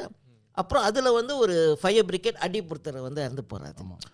ஸோ பாருங்கள், உண்மையான இஷ்யூ என்னென்னா, சீஃபீல்ட் எஸ்டேட் ஒரு முதலாளி அந்த எஸ்டேட்டை வந்து எடுக்க பார்க்குறான். அதுதான் அந்த வர்க்க போராட்டம். அந்த வர்க்க போராட்டம் நடக்கலாங்க. என்ன நடக்குதுன்னா, அவங்க வந்துக்கிட்டு மலாய்க்காரர்களுக்கு காசு கொடுத்துருக்காங்க. அப்போ மலாய்க்காரர்கள் என்ன இந்தியர்கள் பார்க்குறாங்க, ஓ மலாய்க்காரங்க வந்து நம்ம கோயிலை உடைக்க வரானுங்க. காசு கொடுத்தது கேபிட்டலிஸ்ட், முதலாளித்துக்கும் வேறு. ஸோ இப்படி பார்க்கும்போது அதுதான் பிரச்சனை. ஸோ எல்லா இஷ்யூலையும் பின்னால் யார் இருக்கிறான்னு பார்க்கணும். யூஸ்வலி வந்துட்டு இப்போ நான் இந்த ஆஸ்திரேலியாவில் கூட பார்த்தேன்னா, அவங்களோட வந்துட்டு இந்த ரேஸ் பேஸ் மூவ்மெண்ட், மைனாரிட்டி வந்து இங்கே இருக்கக்கூடாது, மைக்ரேன் இங்கே இருக்காதிங்க அப்படின்னு ஸ்டார்ட் பண்ணுற மூவ்மெண்ட் வந்து ரொம்ப அதிகமாக இருக்குது. ஏன்னா அவங்க எப்போதுமே வந்து பின் பாயிண்ட் பண்ணுறது வந்து, இங்கே பாருங்கள் எங்களுக்கு வந்து வீடு ரைட்ஸ் இல்லை, எங்கள் வீடு வேலைலாம் ஏறி போச்சு, ஏன்னா மைக்ரன்ஸ் வர ஆரம்பிச்சிட்டாங்க அப்படி இப்படின்னு. அப்புறம் தான் லேட்டர் ஆன் வந்து ஒரு விஷயம் வெளியே வருது. இந்த என்டி மைக்ரன் என்டி மைனாரிட்டி குரூப்பை ஃபண்ட் பண்ணி நடத்துறதே வந்துட்டு அந்த வீடு டெவலப்பர் பணக்காரன் தான் வந்து காசு கொடுக்குறான் அப்படின்னு. ஏன்னா அவன் வந்துட்டு ஏழைங்களுக்கான வீடு கட்டாமல் பணக்காரனுக்கு மட்டும் வீடு கட்டிட்டு அதை வந்துட்டு மற்றவங்க தான் வாங்குறாங்க. உங்கள் வீடு இல்லாமல் போகிறதுக்கு காரணம் வந்து என்னோட வேலை இல்லை, மைனாரிட்டி திருடுறான் அப்படின்னு கதையை திருப்பி விடுற வேலையை வந்து பணக்காரன் தான் பண்ணுறான். இல்லை, உலக அளவில் இதுதான் ஓடிக்கிட்டு இருக்குது. பணக்காரங்க தான் எல்லாத்தையும் கண்ட்ரோல் பண்ணுறாங்க. ஒரு நாட்டோட அரசியலே அவங்க தான் கண்ட்ரோல் பண்ணிட்டு இருக்காங்க. நீங்கள் பார்த்தீங்கன்னா அதிகமான சில நாடுகள் பாலிசி கொண்டு வரது பிறகு மக்கள் நன்மைக்காக பாலிசியாக வருது. அவங்களோட பணக்காரர் அவங்களோட பாலிசிக்கு தானே வருது. ஸோ இப்போ இந்த கோயிலும் இதுவும் அடிச்சுக்கிறாங்க. ஆமாம், ஏழை மக்கள் அடிச்சுக்கிறாங்களா, பணக்காரங்க அடிச்சுக்கிறாங்க? ஏழை மக்கள் தான் அடிச்சுக்கிறாங்க. ஆனால் தூண்டி விடுறது யாரு? ஆமாம் ஆமாம், இதுக்கு பின்னாடி கண்டிப்பாக வந்துட்டு பகடகாய் ஏழைகள். பிகாஸ் ஏன்னா அவங்களாம் சாதாரண பாமர மக்கள், அவங்களுக்கு தெரியாது, விழிப்புணர்வு இல்லை அவங்களுக்கு. வந்துட்டு அந்த சொல்ல பொது அறிவு, பொது நிலம், அந்த விஷயங்கள் அவ்வளோவா தெரியாது அவங்களுக்கு. சென்சிட்டிவாக போயிடுவாங்க. ஸோ இப்போ அங்கே அதான் இப்போ பயமாக இருக்கு நம்மளுக்கு. இந்த இஷ்யூஸ் போக போக போக ரொம்ப சென்சிட்டிவாக ஆகிருமோ, இன்னும் ரொம்ப சீக்கிரமாக இதை நிப்பாட்டணும். லைக் நேற்று கூட பார்த்தீங்கன்னாக்கா ஒரு கோயிலை உடைச்சிருக்கிறாங்க. பட் ஆனால் அது செய்தி என்ன வருதுன்னா, விடைக்கால ராத்திரியிலேருந்து விடைக்கால வரைக்கும் அந்த சிலையெல்லாம் விளையாக்கிட்டாங்க. அதுக்கப்புறம் போயிட்டு இந்த கோயிலை உடைக்கிறாங்க. பட் ஆனால் அவங்க வந்து என்ன பண்ணுறாங்கன்னா, அது வந்து ஒரு வீடியோவை எடுத்து இன்னும் ஒரு பெரிய ஹீரோயிசமாக அவங்க காட்டுறாங்க. அது என்னக்கா நாங்கள் உடைச்சிட்டோம் அப்படின்ட்டு. பட் ஆக்சுவலாக ஒன்றுமே இல்லை, ஒரு ஸ்ட்ரக்சரை உடைக்கிறேன், கிளியர் பண்ணுற இடத்த. பட் நீங்கள் அப்படி காட்டணும் அவசியம் இல்லையே. ஒரு விக்ட்ரி செலிப்ரேஷன் மாதிரி செய்கிறாங்க. பட் எனக்கு என்ன பயம்னா, அதுதான் நம்மளோட யூத், நம்மளோட சமுதாயம் இங்கே எல்லாமே அதுக்கு பாய் பண்ணிடுவாங்களும் பயமாக இருக்குது. நம்ம இந்த டாப்பிக்கை கடைசியாக முடிக்கிறதுக்கு முன்னாடி எனக்கு ஒரு சின்ன கேள்வி வருது. இதுக்கு என்னென்னா, ஓகே நம்ம வந்து ரொம்ப எக்ஸ்டர்னல் ஃபேக்டர்ஸ் பார்க்குறோம். வெளியே இருக்கிற குரூப்ஸ் எல்லாம் வந்துட்டு நம்மளைய இது பண்ணுறாங்க, நம்மளுக்கும் ரிலேஷன்ஷிப் வித் அது குரூப்ஸ் தான் நம்ம பார்த்துக்கிட்டு இருக்கோம். இன்டர்னலி நம்மளுக்கு ஆக்சுவலி வந்துட்டு மிந்தி முதலாளிகள் நம்ம வந்து பிளான்டேஷனில் இருக்கும்போது நம்மளுடைய உழைப்பு வந்து சுரண்டினாங்க. அதுக்கு வந்து ஒரு சப்போர்ட் தேவைப்படுச்சு. முதலாளிகளே வந்து நம்மளுக்கு கோயில் கட்டுறதுக்கு இடம் கொடுத்தாங்க. ஏன் வந்துட்டு இப்பயும் வந்துட்டு அந்த கல்ச்சர் வந்து தொடர்ந்துகிட்டே இருக்குது, நம்ம வந்து கோயில் கட்டணும் அப்படின்னு. நம்ம இன்னும் மக்கள் வறுமையில் இருக்கிறனால தான் இன்னும் வந்துட்டு அந்த மதத்தோட ஓகே நம்மளுக்கு வந்து இன்னும் கோயில் தேவைப்படுது அப்படின்ற சப்போர்ட் தேடி போகிறாங்களா, இல்லை என்னவா இருக்கும்னு நினைக்கிறீங்க? யூஸ்வலி ஏன் வந்துட்டு நம்ம இன்டர்னலி நம்மளோட சமுதாயத்துக்குள்ளேயே வந்துட்டு அந்த சேஞ்ச் இல்லைன்னு தோணுது? நல்ல கேள்வி. எனக்கு இன்னைக்கு கலைவண்ணர் சொன்னார், இந்தியர்களுக்கு ஒரு மியூசியம் கட்டணும்னு. அது மேபி நான் நினைக்கிறேன். ஓகே, ஒரு இந்தியர்களோட வரலாறு எல்லாம் அங்கே போயிட்டு பார்த்து, ஏன்னா நம்மளோட வரலாறு ஆளுங்களுக்கு தெரியல. பர்மா ரயில் ரோட்டில் எத்தனை பேர் சத்தம், இப்போ தோட்ட தொழிலாளிகள் எத்தனை பேர் இறந்துருக்கோம், ஸோ நான் நினைக்கிறேன் வந்துட்டு கோயிலுங்கள் வந்துட்டு அதுதான். இப்போ என்னை கேட்டோம்னாக்க கோயிலுங்கள் வந்துட்டு எப்படி இதுக்கு மேலே கோயிலுங்களை வந்து ரெஜிஸ்டர் பண்ணணும், ரெகுலேட் பண்ணணும். எங்கள் கோயில் கட்ட போகிறாங்கன்னோ வந்துட்டு சட்டத்தில் என்ன இருக்குன்னா, ஒரு டெவலப்மெண்ட் ஏரியா இருக்குனாக்க ஒரு சூறாவுக்கு ஒரு இடம் கொடுக்கணும், கோயிலுக்கு இடம் கொடுக்கணும். ஆனால் அந்த இடத்துல வந்து மலாய்க்காரங்கள் கொஞ்சம் பேர் இருந்தாலும் சூறாவுக்கு இடம் கொடுக்கணும். ஆனால் ரொம்ப இந்தியர்கள் எல்லாம் குறைவாக இருந்தாக்கா அங்கே சூறா கொடுக்க மாட்டாங்க, ஒரு நிலம் கொடுக்க மாட்டாங்க. அப்போ மலாய்க்காரங்கள்லாம் ரொம்ப பேர் என்ன கேட்டுக்கிட்டு இருக்கிறாங்கனாக்க, நீங்கள் வாங்குங்களா, வாங்க முடியாது, நிலம் வந்து அலோகேட் பண்ணணும் டெம்பிள்ஸ்க்கு இதுக்குண்டு. ஸோ எங்கே ஆளுங்க இருக்கிறாங்களோ அந்த ஏரியாவில் அலோகேட் பண்ணணும். அது ஒரு ப்ராப்ளம். இன்னொன்று ப்ராப்ளம் வந்து ஹிந்துவில் இருக்குது. இன்னொன்று ப்ராப்ளம் வந்துக்கிட்டு நம்மளோட சைவம் கடவுள் இருக்கிறாங்க, அசைவம் உள்ள இதெல்லாம் இருக்கும்போது அது வேறு மாதிரி ஏன்னா ஸோ அது வந்து வேறு, அது இன்டர்னல் இஷ்யூ. அது எப்படி நம்ம ரிசால்வ் பண்ண போகிறோம்? ஏன்னா ஒரு தாமானில் வந்து ஒரு கோயில் தான் நீ வைக்க முடியும், ஒரு கோயில் தான் வைக்க முடியும். ஓகே, அப்போ தனிப்பட்ட உள்ளவங்களுக்கு காசு இருந்தாக்க அவங்க வந்து ஒரு கோயில் கட்ட போகிறாங்கன்னா அப்ரூவல் வாங்கணும்.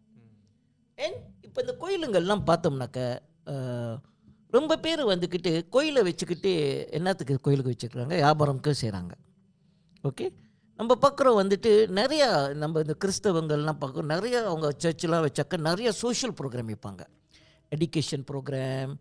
ஆனால் அதே இது வந்துட்டு நம்ம டெம்பிளில் சில டெம்பிளில் இருக்குது, பொதுவான டெம்பிளில் இல்லை.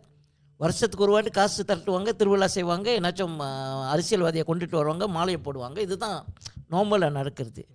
அந்த சமுதாயத்துக்கு வந்துட்டு என்னாச்சும் நன்மை செய்கிறாங்களா? ஏன்னா ஸோ என்ன நோக்கத்தில்? ஏன்னா கோயில் வந்துட்டு மக்கள் பிரச்சனையை தீர்க்க வேண்டியது ஒரு இன்ஸ்டிடியூஷனு. அது அந்த வேலையை செய்யணும் இல்லை, அது செய்யாததுனால தான் இவ்வளோ பிரச்சனைகள். அது உண்மை அருள். ஆக்சுவலி நீங்கள் சொன்னது ஒரு நல்ல விஷயம். பிகாஸ் இது நிறையா எனக்கு அது மைண்டில் ஓடும்ல. பிகாஸ் சில இடத்துல என்னோட தமிழ் பார்த்தீங்கன்னா பெரிய கோயில் இருக்குது, ஆனால் அந்த கோயிலுக்கு எண்ணிக்கை தெரியுமா எத்தனை இந்தியர்கள் சமுதாய குடும்பங்கள் அங்கே இருக்குது அப்படின்னு கோசம் புருமான். ஒன்று என்ன சொல்லுவாங்க, என்ன ஒரு எடுகேஷன் ப்ரோக்ராம்ஸ் இன்னும் பிள்ளைங்களுக்கு ப்ளஸ் யூனிவர்சிட்டி போகிறாங்க, அவங்களுக்கு எதாவது செய்யலாம், போகலாம், வரலாம். அந்த மாதிரி எந்த ஒரு சோஷியல் ப்ராப்ளமும் நினைக்கிற பெரும்பாலும் கோயில் இல்லை. சில கோயிலில் இனிஷியேட்டிவ் எடுக்கிறாங்க, பட் அதிகமாக கிடையாதுலாம். அது இல்லை. And come back to your கொஸ்டின்ஸ்லாம் என்ன காரணமாக இருக்குன்னு பார்த்தீங்கன்னா, அப்போ சொல்கிற மாதிரி தான் ஒவ்வொரு ஆளுக்கு ஒவ்வொரு குலதெய்வம் ஒவ்வொரு நம்பிக்கை இப்படி இருக்கிறனால அவங்கவுங்க இஷ்டத்துக்கு அங்கங்கே கட்டிக்கிட்டு இருக்காங்க. என்ன பண்ணுறது, கடவுளை நம்மளாம் காப்பாற்ற வேண்டியதாக இருக்குது. அது ஒரு சூழ்நிலை ஆயிடுச்சு. இப்போ அந்த சூழ்நிலைக்கு நம்ம தான் இழுக்கப்பட்டிருக்கோம், தள்ளப்பட்டிருக்கோம். ஆமாம் இல்லையா? வேறு இது யாருமே காரணம் கிடையாது. இவ்வளோ இந்த சூழ்நிலை வர காரணம் முக்கால்வாசி நம்மளும் அதில் இருக்குது. ஆமாம். என்ன தெரியுதுன்னா இந்த எபிசோட் வந்து எடிட்டருக்கு நிறைய வேலை இருக்குன்னு. ஓகே, நம்ம அப்படியே வந்துட்டு நீங்கள் எஜுகேஷன் சிஸ்டம் பற்றி பேசினால நம்ம அப்படியே போயிடுவோம் எஜுகேஷன் சிஸ்டம்க்கு. தோழர், ஆக்சுவலி வந்துட்டு என்ன நடந்துகிட்டு இருக்கு? ஏன்னா வந்துட்டு இப்போ நிறைய சேஞ்சஸ் எடுத்துகிட்டு வரணும்னு நினச்சாங்க. இப்போ இடையில வந்துட்டு ஃபட்லினா கூட அவங்க வந்துட்டு இந்த ஸ்டாண்டர்ட் 6 வந்து ஸ்கூலில் எடுத்துகிட்டு வந்துடலாம் அப்படின்னு ஒன்று எடுத்துகிட்டு சொல்லி 6 வயசு சாரி 6 வயசுலேயே வந்துட்டு ஜாயின் பண்ணிடலாம் அப்படின்னு ஒன்று எடுத்து வந்திருந்தாங்க. ஆக்சுவலி என்ன நடந்துகிட்டு இருக்கு, என்ன சேஞ்சஸ்? ஆக்சுவலி என்னன்னாக்கா இப்போ வந்துட்டு லேட்லிலாம் ரச்சங்கன் பண்டிடிகன் மலேசியா RPM சொல்லிட்டு போட்டிருக்காங்க. அது நாங்கள் 2025 2035 வரைக்கும் 10 வருஷம் ப்ரோக்ராம். இதுக்கு முன்னே உள்ள ப்ரோக்ராம் 2013 2025 ஓடுனுச்சு. ஸோ இப்போ வந்து இந்த புது பிளான்லாம், ஸோ இந்த புது பிளானில் வந்து மேம் நிறையா மாற்றத்தை கொண்டு வராங்க. Right, okay. ஸோ மொதல் விஷயம் என்ன பண்ணியிருக்காங்கனாக்கா, இந்த 6 வயசு பிள்ளைங்க, அதாவது ப்ராஸ்கோலாவில் இருக்கிற பிள்ளைங்க, ஸோ இந்த வருஷம் மார்ச்சுக்குள்ளே வந்துட்டு அவங்க வந்து ரிஜிஸ்டர் பண்ணலாம். அதாவது 6 வயசு பிள்ளைங்க 1ஆம் வகுப்பு போயிடலாம் அடுத்த வருஷம். ஓகே, அப்போ இந்த வருஷம் 5 வயசு இருக்கிற பிள்ளைங்க ரிஜிஸ்டர் பண்ணிட்டாக்கா அடுத்த வருஷம் அதுங்க 6 வயசுல அப்போ என்ன பண்ணுவாங்க, அவங்க 1ஆம் ஆண்டுக்கு போவாங்க. அதே மாதிரி 6 வயசு பிள்ளைங்க இப்போ இருக்கு, அடுத்த 7 வயசு அவங்களும் அது இதில் போவாங்களா? ஸோ அது எப்படி அவங்க இவ்வளோ பெரிய இதை சமாளிக்க போகிறாங்கன்னு தெரியல. முதல் வந்து என்ன சொன்னாங்கன்னாக்கா, எல்லாரும் போகிற மாதிரி பேசினாங்க. அப்புறம் வந்துட்டு இதுக்கு ஒரு பரீட்சை வைப்போம்னு சொன்னாங்க. ஸோ அது நிறைய பேர் அட்டாக் பண்ண கையோடி அது பரீட்சை இல்லை, இன்னும் வேண்டாம் அப்படின்ட்டு, தென் யாருக்கு இன்னும் விருப்பம் இருக்கோ அவங்கள கொண்டுட்டு போகலாம் அப்படின்னு கொண்டு வந்திருக்காங்க. ரெண்டாவது வந்துட்டு நிறையா பேரண்ட்ஸ்லாம் இன்னொரு கேட்குறது என்னன்னாக்கா, பரீட்சை திரும்பி யூபிஎஸ்ஸை கொண்டு வாங்க, திரும்பி PD3 கொண்டுட்டு வாங்க, இப்படின்னு நிறைய கேள்வி கேட்குறப்ப இவன் நீங்கள் சரவாவில் பார்த்தீங்கன்னாக்கா அவங்க கொண்டு வர போகிறாங்க. அவங்க அனௌன்ஸ் பண்ணிட்டாங்க, அதுனாக்கா இங்கே கவர்மெண்ட் கொண்டு நான் கொண்டு வர போகிறேன் UPSR கேம்பிரிட்ஜோட இது நாங்கள் வைக்கிறோம் அப்படின்னு சொல்லி அவங்க அங்கே இது பண்ணுறதுனால இங்கேயும் ரொம்ப ப்ரெஷர். ஸோ மேபி அதனால என்ன பண்ணாங்கன்னா, இப்போ வந்துட்டு 4ஆம் வகுப்புக்கு ஒரு மெட்ரிக்ஸ் மாதிரி வைக்கிறாங்க. மெட்ரிக்ஸ் பெண்ணிலாயன் மெட்ரிக்ஸ் சொல்லுவாங்க. இது எக்ஸாம் கிடையாது அப்படின்றாங்களா? ஓகே, பெண்ணிலாயன் மெட்ரிக்ஸ் சொல்கிறாங்க, ஒரு மாதிரி எக்ஸாம்ஸ். அது நடக்க பிள்ளைங்களோட அவங்களோட தரத்தை பார்க்குறாங்க, அவங்களோட BM அவங்களோட ரேங்கிங்லாம் ஒன்றுமே கிடையாது. அது நேற்று அனௌன்ஸ் பண்ணாங்க பாருங்களேன், ரேங்கிங்லாம் கிடையாது, ஒன்றும் இல்லை. பட் 4 பாடத்துக்கு தான் பார்க்குறாங்க, BM BI மேத்ஸ் சயின்ஸ்க்கு மட்டும் தான் பார்க்குறாங்க. அது வந்துட்டு ஆனால் 4ஆம் ஆண்டு வந்து சிஜரெல்லாம் வந்துருச்சு, பட் அதை பார்க்கல அவங்க வந்துட்டு. ஆனால் அது வந்து இந்த வருஷம் ஆரம்பிக்கிறாங்க. அந்த 6 வயசுன்னு அடுத்த வருஷம் ஆரம்பிக்கிறாங்க 27. இது வந்துட்டு இந்த வருஷம் ஆரம்பிக்கிறாங்க, அக்டோபர் அவங்களுக்கு பரிச்சு உட்கார போகிறாங்க. இந்த வருஷம் 4ஆம் ஆண்டு. அப்புறம் வந்து பார்த்தீங்கன்னாக்கா Form 3, ஸோ அவங்களுக்கும் இதே மாதிரி பரிச்சு வைக்கிறாங்க மெட்ரிக்ஸ்லாம் இன்னொரு அதுக்கு வந்துட்டு. ஸோ இது ஒரு மாற்றம் நடக்குது. அடுத்தது பார்த்தீங்கன்னாக்கா STPM எஸ் ஆஃப்கோர்ஸ் இருக்குது, STPM மெட்ரிகுலேஷன். பட் ஆனால் என்ன அண்ட் KPM இல்லை, இப்போ வந்து KPTக்கு போகுது. கமுத்தின பண்டிகை மலேசியாலேருந்து கம்பெனிங்க பண்டிகை திங்கிக்கு போகுது. ஓகே, ஸோ அந்த ஒரு மாற்றத்தை கொண்டு வராங்க. அது வந்து 2027 ஸோ KPT என்ன சொல்லியிருக்குனாக்கா, மேபி மோஸ்ட் ப்ராபப்லி ஒரு புது விதமான ஒரு சிலிபஸ் நம்ம கொண்டு வரோம் அப்படின்னு இருக்கு பார்க்குறதுக்கு. அவங்க அலைன் பண்ணுறாங்களா? பிகாஸ் என்னக்கா STPM வந்துட்டு KPMல இருக்கிறப்ப கமுத்திரிங்கா படிக்காமல் இருக்கிறப்ப கமுத்திரிங்கா படிங்க திங்கிக்கு தெரியாது. அப்படிதான் அவங்க பேசுறாங்க பார்க்கறதுக்கு பாருங்க இன்னும் ரைட். ஸோ அதாவது எத்தனை ஸ்டூடெண்ட்ஸ் படிக்கிறாங்க, எத்தனை பேர் அப்ளை பண்றாங்க, எத்தனை பேர் அங்கே வரப்போ அவங்க சீட் கோசமா இல்லை நம்மளுக்கு அப்படின்னு அந்த ஒரு தட்டு தடுமாறனால இப்போ இது வந்து அண்டர் KPTக்கு கொண்டு போயிட்டாங்க. இப்போ KPT என்ன சொல்றதுனாக்கா ஓகே எங்களுக்கு இப்போ ஈஸியாக இருக்கும், சிலராஸ் பண்ண முடியும். இப்போ வந்துட்டு கேபினெட்ல பேச போறாங்களா, அது தான் சிட்டிசன் கோர்சஸ்க்கு வந்துட்டு நிறைய சீட் அலோகேட் பண்ணணும் அப்படின்னு சொல்லிட்டு பேச்சுவார்த்தை ஓடிக்கிட்டு இருக்குது பாருங்க.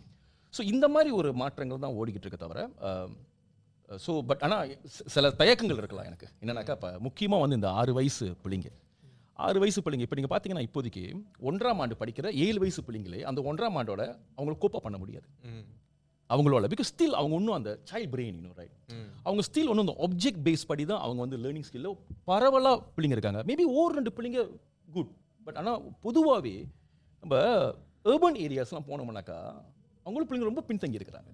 ஓகே, அர்பன் ஏரியாஸ் நிறைய பேர் இருக்காங்க. ஓகே, அதே மாதிரி ரூரல் போனாக்கா யோசிச்சு பாருங்க ரைட். ஸோ அந்த கம்பேரிசன்லாம் பட் எனக்கு என்ன பயம்னா அந்த பேரண்ட்ஸோட ஆர்வம் 6 வயசுல போட்டுருமே சீக்கிரமாக படித்து முடிச்சிருங்க அப்படின்னு சொல்லி இந்த பிள்ளைங்களுக்கு அந்த ப்ரெஷர் வருமோன்னு எனக்கு பயமாக இருக்குது அந்த ஒரு இது. ஸோ ஐ திங்க் இது நான் அக்ரி பண்ணலாம். எனக்கு என்ன பர்சனலி நான் இதை அக்ரி பண்ண கிடையாது. அது என்னக்கா 6 வயசு பிள்ளைங்க வந்து ஏவானுக்கு போகிறது.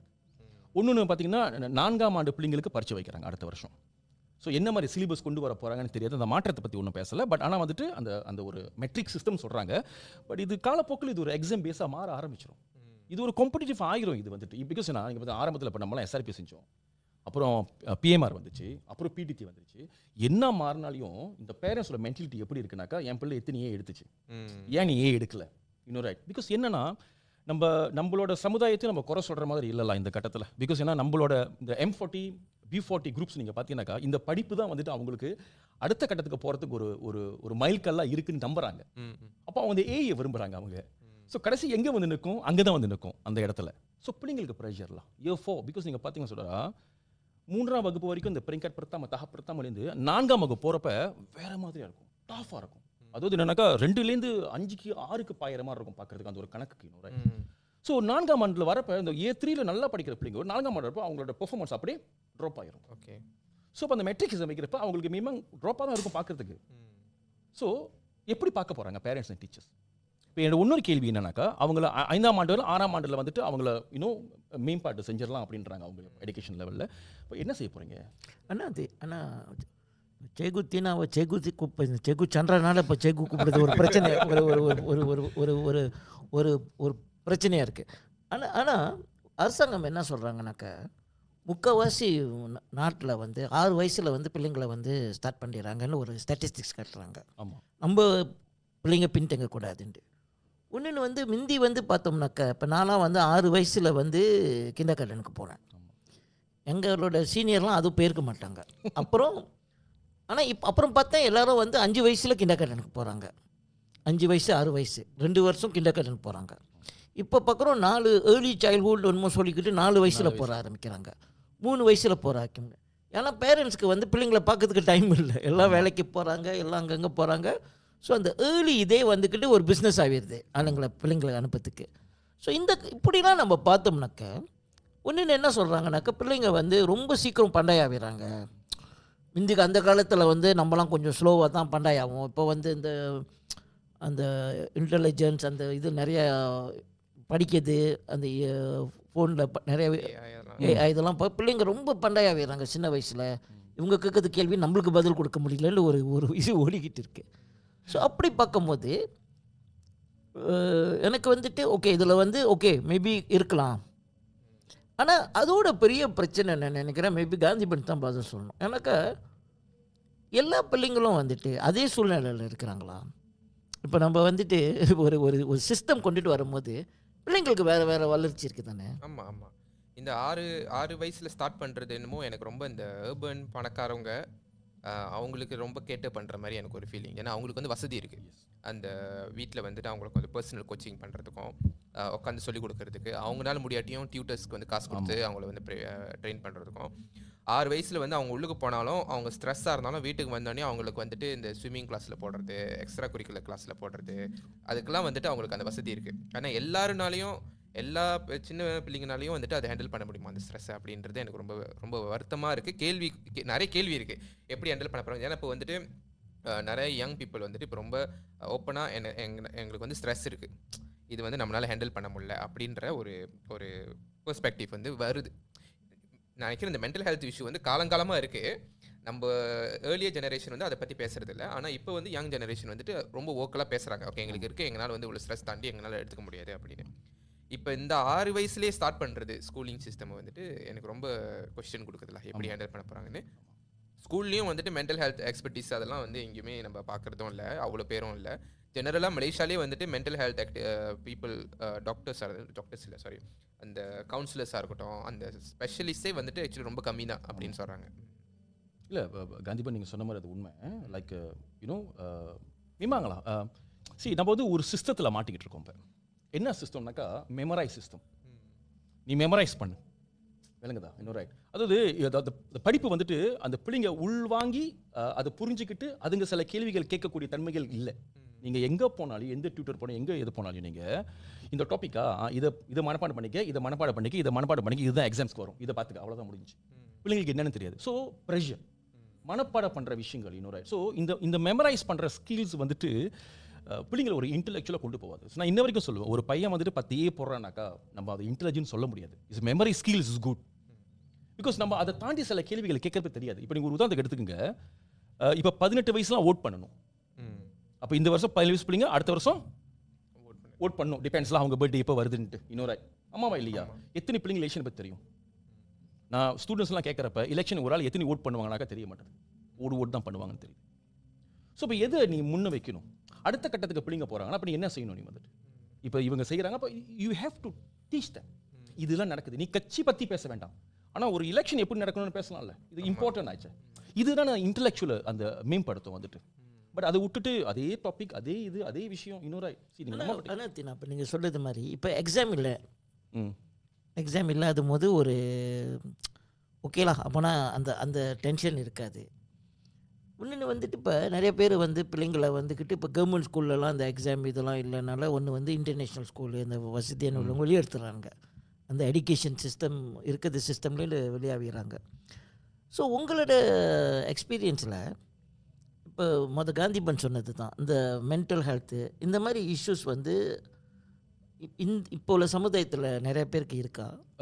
ஆக்சுவலி சொல்கிறேன் பார்த்தீங்களா ரோல், இப்போ எக்ஸாம்ஸ் இல்லை, ஆனால் அந்த ப்ரெஷர் அங்கே இருக்குது. ஏன் தெரியுங்களா?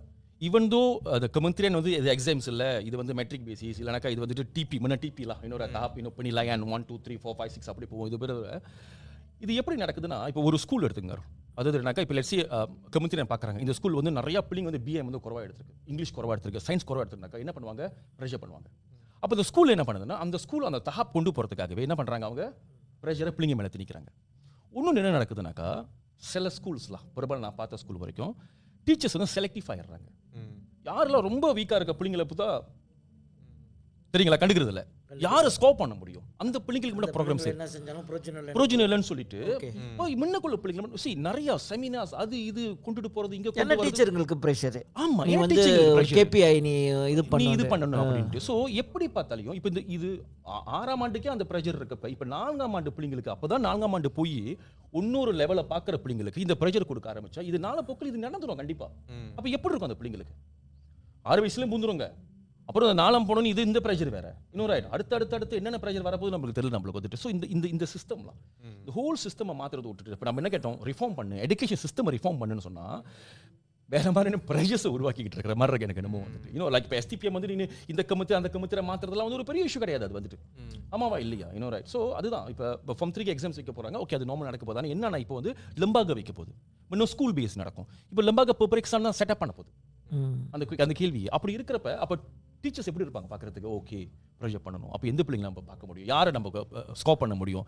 ஃபோக்கஸ் வேறு மாதிரி போயிடும். இப்போ நம்ம என்ன சொல்கிறோம்? எந்த பிள்ளைங்க பின்தங்கி இருக்கும் அந்த பிள்ளைங்க தான் ஃபோக்கஸ் பண்ண போகிறோம் சொல்கிறோம். எனக்கு சந்தேகம் அது நடக்காது. இந்த மாதிரி சிஸ்டம் இருந்துச்சுனாக்கா விச் இஸ் ஐ டோன்ட் நோலா.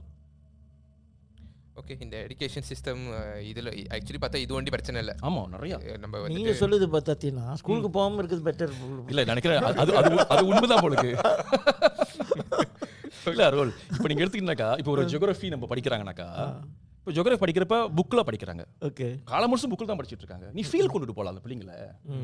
இன்னொரு அப்போ ஃபீல் கொண்டுட்டு போனா பிள்ளைங்களுக்கு பார்க்குங்க, உள்வாங்குங்க, அப்போ அதுங்களுக்கு தெரியும் அந்த பிள்ளைங்களுக்கு. ஆமாம்ல, இப்போ உள்ள பிள்ளைங்கள் சும்மா ஒரு எஸ்டேட்டுக்கு ஓடுனா கோழி வாங்கொலி பத்தத்துலாம் ரொம்ப எக்ஸைட்டட் ஆகுது. அது உண்மை, அது உண்மை.